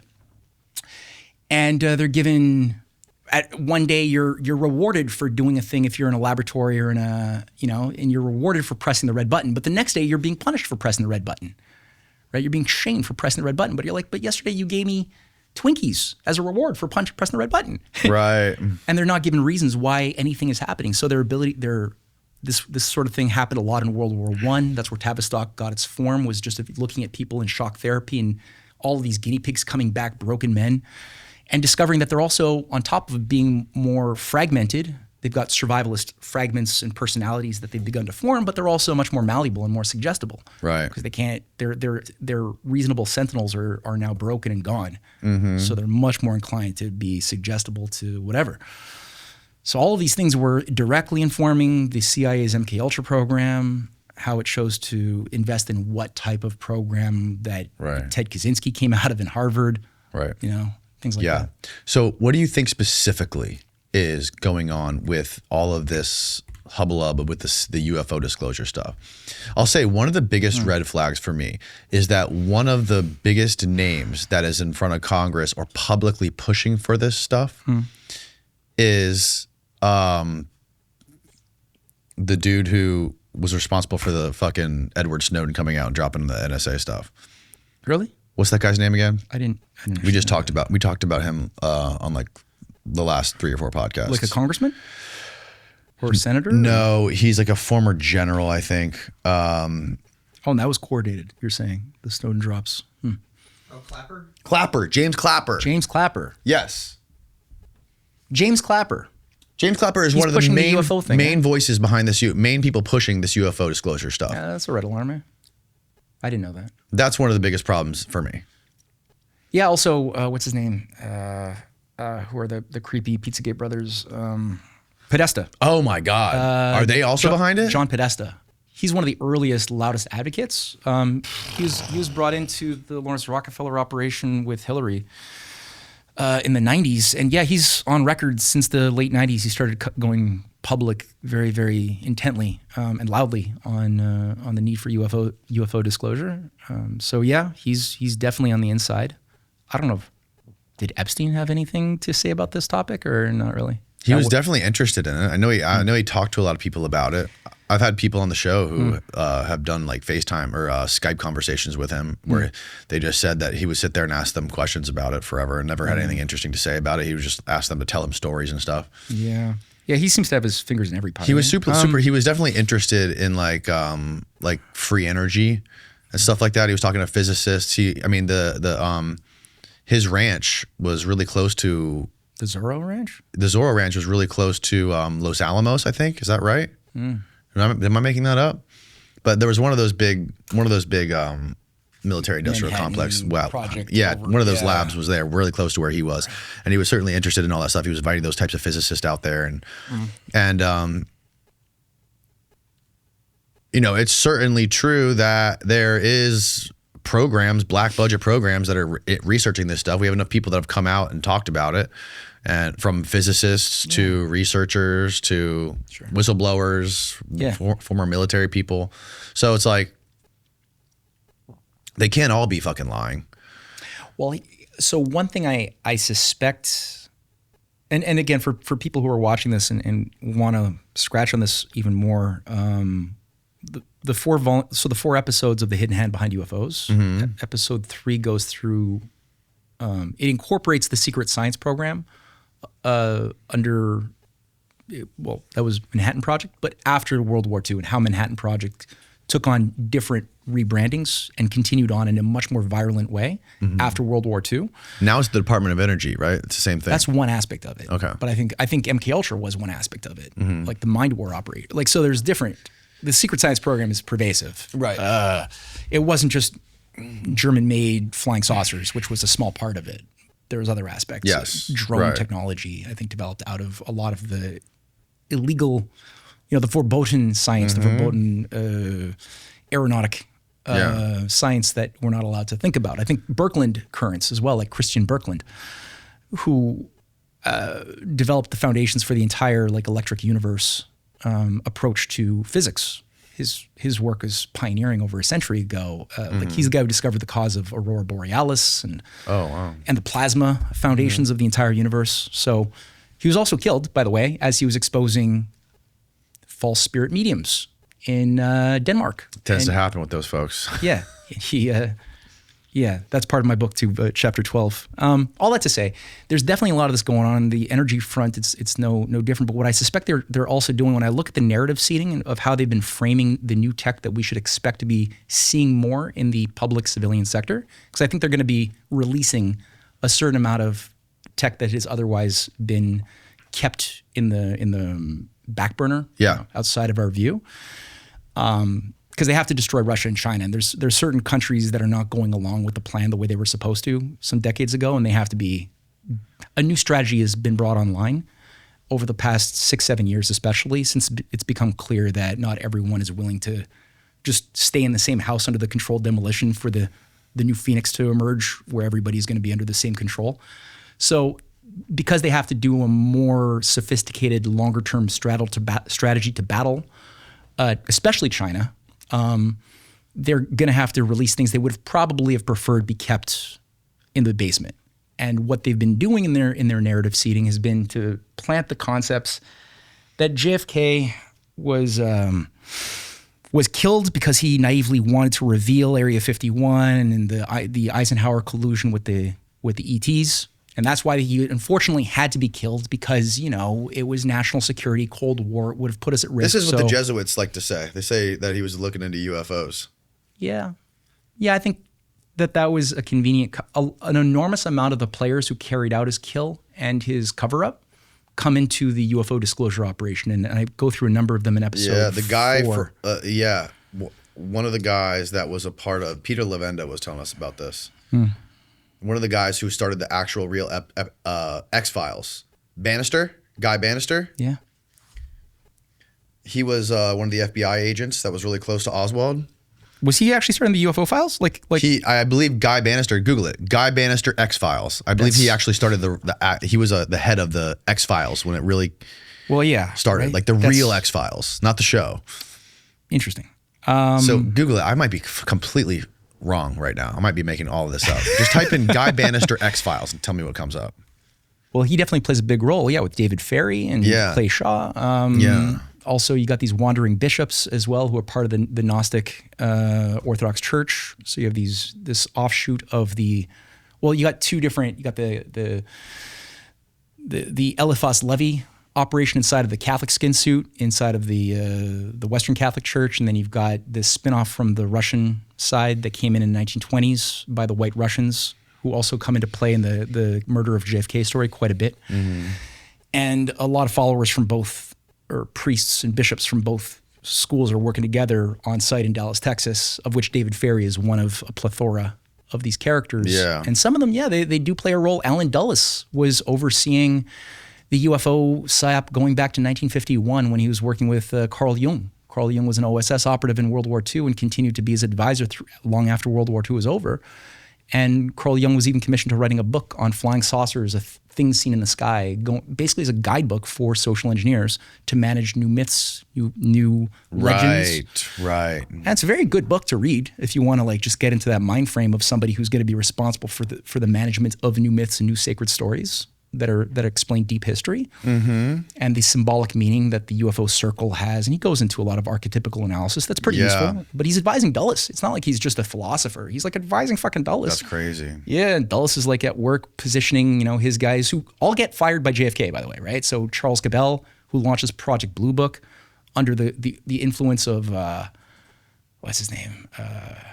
Tizard, Sir Henry Tizard, who sets up the Manhattan Project, the British head of the director of the British Empire's science programs, is Tizard, who's also setting up the Flying Saucer Working Party in England in 1950, and he then sets the stage for the Project Blue Book to get underway. But that Charles Cabell also fired by JFK in 61.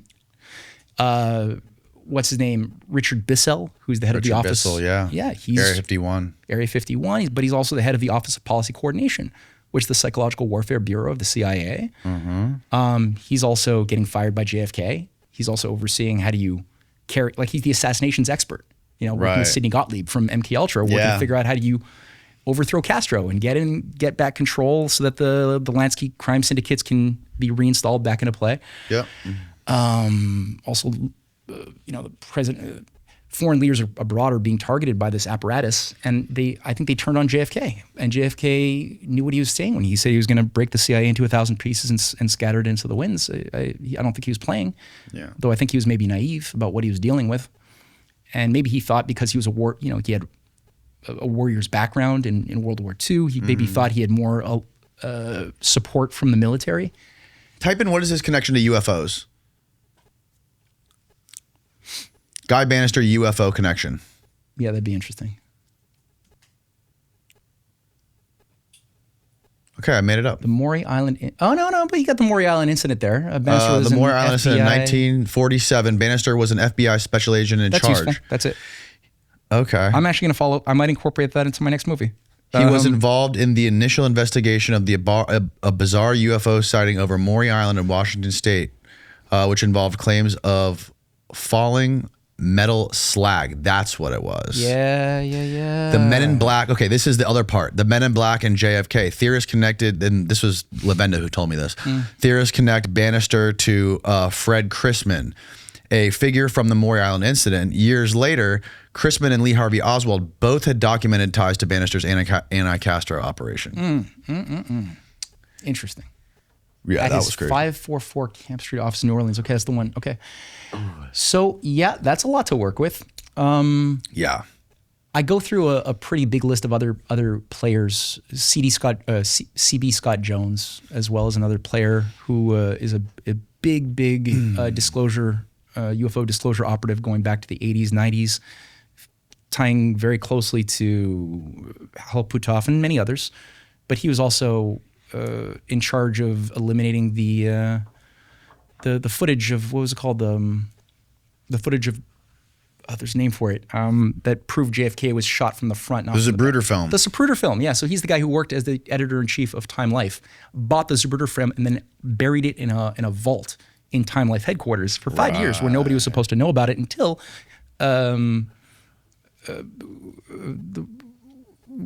Garrison, not William Garrison, the district attorney of New Orleans, who carried it. What was his name? Garrett, who Kevin Costner played. I know who you're talking about. You know what I'm talking about. Okay, Yeah, thank you.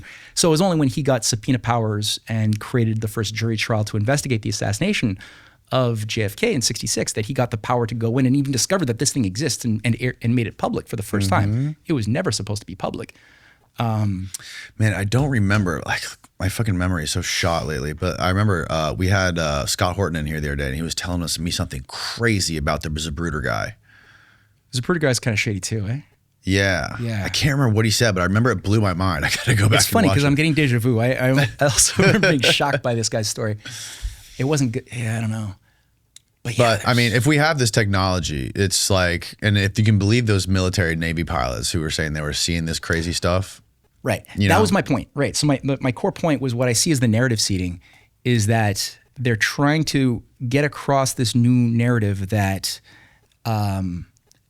the tech we reverse engineered from the flying saucers that crashed at Roswell and other things should be either public, or they're trying to make a whole debate now around first just acknowledging what I think is something which has a lot of fallacy embedded within it, which is that a lot of the tech that we're going to start seeing comes from craft that we reverse engineered, Right. that the aliens gave us the right to keep as long as we let them anally probe occasional people in Yeah, we made a deal. Yeah, we made a Yeah. deal with Eisenhower to let him and anally Truman probe a few kept it on. people. Yeah, and then Majestic 12 is supposed to prove that, but it's Right. like, yeah, but Majestic 12 is provably also a forgery. It's not real. Provably so. Like the typewriter that was used to make the Majestic 12 documents was produced in the 1960s, not in the 1940s. Really? Yeah. The signature of Harry Truman. So whenever Harry Truman signs his name on a number of the Majestic 12 documents, it's the same signature to a degree of perfection that is impossible, because no two signatures, like I do my signature 1,000 times, not a single one will be 100% the same as the previous one. Right. The Truman signatures are like a copy paste from almost like a Photoshop or whatever. Only forgers do that. So this is something that was like inserted into William Moore's world in 1984. Yeah. You know, Jamie Chandray was brought into it as a promoter. But it was done to just add more coloring to the sacred narrative that was being revived in the 70s under the National Enquirer. That was the first institution to replicate the Roswell newspaper that covered the flying saucer story in 47. Yeah. And again, it was like then replicated in its full under the National Enquirer while J. Allen Hynek was overseeing the Blue Ribbon Committee on UFO phenomena. Also with the NICEP, which was again, NICAP, the National Investigations Committee on Aerial Phenomenon, was also founded by the CIA, staffed by CIA officials from Hillenkoetter to William Bryan III, who was also from the Office of Policy Coordination. There's so many. And they're openly putting out reports, both RAND as well as the CIA, talking about the use of the belief in of UFOs for psychological warfare purposes. They're talking about it in declassified reports that we can all read. The belief in UFOs for psychological warfare purposes. Yeah, that's what's his name? I cite him in episode 3 in his quote of the hidden hand behind UFOs. The third director of the CIA, Bedell Smith. Bedell Smith is giving direct memos to CIA operatives talking about the value of these objects for psychological warfare purposes. Because I mean, people are seeing something, right? Like that's the thing with the UFOs. People are looking out of their windows after World War II, especially near airfields. Yeah. And they are seeing stuff they can't explain. And Air Force pilots who don't have security clearance to know what they're looking at are seeing things certainly flying about that defy laws of what they believe to be aeronautic physics. And they report it to their superior officers, or people report it to the cops or whatever, what they see, but they don't know what they see. And so who's going to interpret who's going to tell them what they're seeing? Who's going to give them that information when material is being tested from, let's say, German Peenemünde, scientists or Italian scientists who are doing this kind of pioneering work that we know exists on flying saucer technology that is being absorbed into the secret science program. Well, the story is going to be given to them. The Benowitz story is pretty crazy. That's a sad one. That's super heartbreaking. I mean, it gives you a blueprint of how they do things, and you can map that. You can see that pattern all over the place. Well, and the fact that you have like the key figures who played the role in brainwashing Benowitz, like William Moore and Doty, are also involved with Majestic 12 just a few years later, which just adds, they take a lot of what Benowitz is reported to have said or discovered from his gifted magical computer that's decrypting all of the signals that he's capturing. Mm-hmm. So, but I mean, who's controlling the program, the software that he's using, he's dependent on, that's helping him decrypt these signals, that's convincing him that, okay, these aliens are about to break the treaty, they're about to go to war and exterminate us. It drives the poor guy crazy. Yeah. But they use the stories that because he's a famous guy in the MUFON groups they knew the Soviets had penetrated MUFON and that he would be a conduit of disinfo to poison the well in MUFON. So the Soviets, they would throw the Soviets off the trail of it being like secret technology. That's probably an element of it, yeah. But then these guys are also inserting them, the same players are then inserting the MJ12 thing and building more, again, it's like a space opera. You just got infinite chapters to this infinite novella of how many, was it 1 crash or 4 crashes or 18 crashes? Or the CI recently said it's been like 9 crashes since 2002 alone is what they publicly say. Like, is it one species of grays, or is it just the Venusians, super beings from like Lucifer? I mean Venus, or is it maybe 18 species or 98 species, and are some of them are some of them shape-shifting lizards? And you can go anywhere with this. It's a perfect Gnostic opera of just. Are you space. familiar with James Fox's documentary about the Brazil crash? No. Varginha, Brazil? No. It's one of the his movie is called Moment of Contact, and it happened in 1994 in a town called Varginha in Brazil.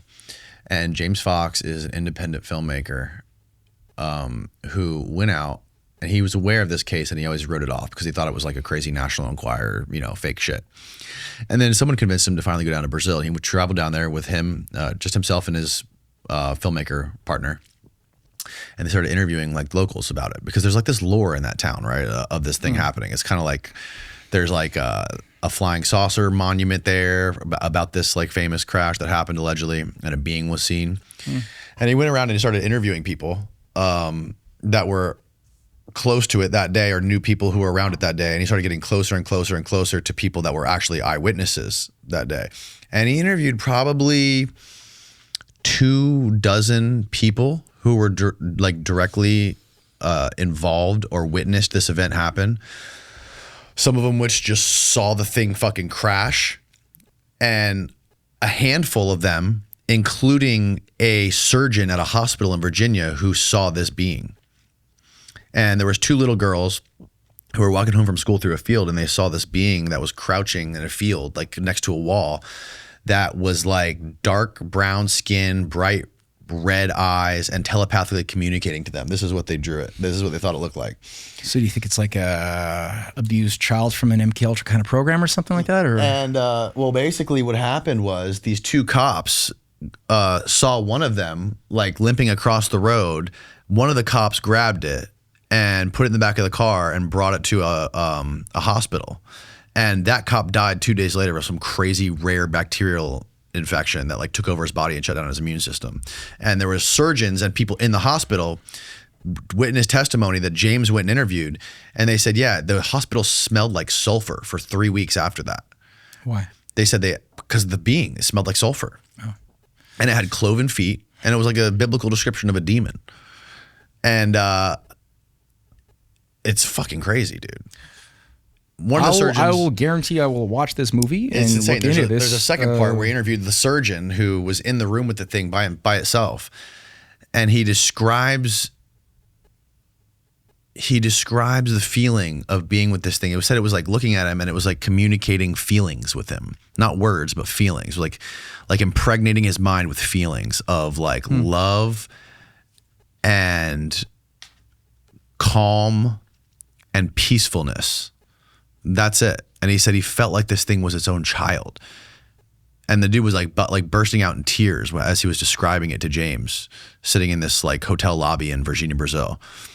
And then these people busted in and took the thing out, and he never saw it again. And he has never talked about it publicly until now. Well, I thank you for sharing with me that. I have written it down, and I'm going to watch it maybe even tonight if I can find it, and give you my thoughts on it. I can't speak to it because I haven't looked into it. It's very interesting because it's one of those stories that you're just relying on random people who live in a town who have really nothing to gain. But a lot of the people he interviewed, they refused to like be public. Like one family agreed to do the interview, but they only filmed the back of their heads. And these are like, you know, like old local folks who are like, have no incentive to do this whatsoever, not tied to any fucking organizations, no government, nothing like that. And yeah, it's those kind of stories that really make me think, right? And it doesn't stink to high heaven like when you have people like James Clapper in front of Congress doing this whole dog and pony show. Yeah. I think there tends to be more to those types of things. I think the reality of this whole thing is way stranger than the UFO files make it out to be. Yeah, man. What I can definitely say is I'm typically operating on the assumption that things that we're exploring are explainable without recourse to ETs and supernatural phenomenon in general. So that is one of my core assumptions. I could be wrong, right? Yeah. So far, it's just like Houdini. Every time I tend to scratch at something that appears to be one thing, and often anecdotal testimonials tends to be something that is often used by the tricksters. I'm not saying this is the case. It's just been a tendency to use anecdotes where people have apparent conviction. Sometimes they do about having experienced a thought or an observation even. There's often the evidence of tricksters and cult leaders or whatever that seems to be always showing up onto the stage of my research. Yeah. I don't think you'll find any of that in this story. I'll check it out. I'll give you some feedback. There was one guy he interviewed who was one of the other cops that was there when the one dude grabbed the guy who was driving the car. He found out where the guy lived and he showed up to his house. And the guy like literally pulled his gun out and like threatening to shoot them if they didn't get off his property. Like not a lot of conviction. Not talking about anything. Well, it's wild shit, dude. Yeah, no, it's a challenge to differentiate the kabuki theater from the legit authenticity of it all. It is. So, well, thank you for doing this, bro. This has been a fun 4 hour 4 hours podcast. Oh my God. All right. Yeah, no, this is a blast. Tell people how they can find more of your work, your Substack, your films, all that stuff. Sure. Yeah. I guess the easiest way to find my stuff is on Substack, matthewehret.substack.com. CanadianPatriot.org is probably the easiest way to find our movies, our books. I say our because I do this with my wife, Cynthia Chung. And we're about to produce or release our newest film, actually. I'll just plug that here if you don't mind. Yeah, do it. Sweet. So on Saturday, we're going to drop Black Sun Rising, Esoteric Nazism, Past and Present.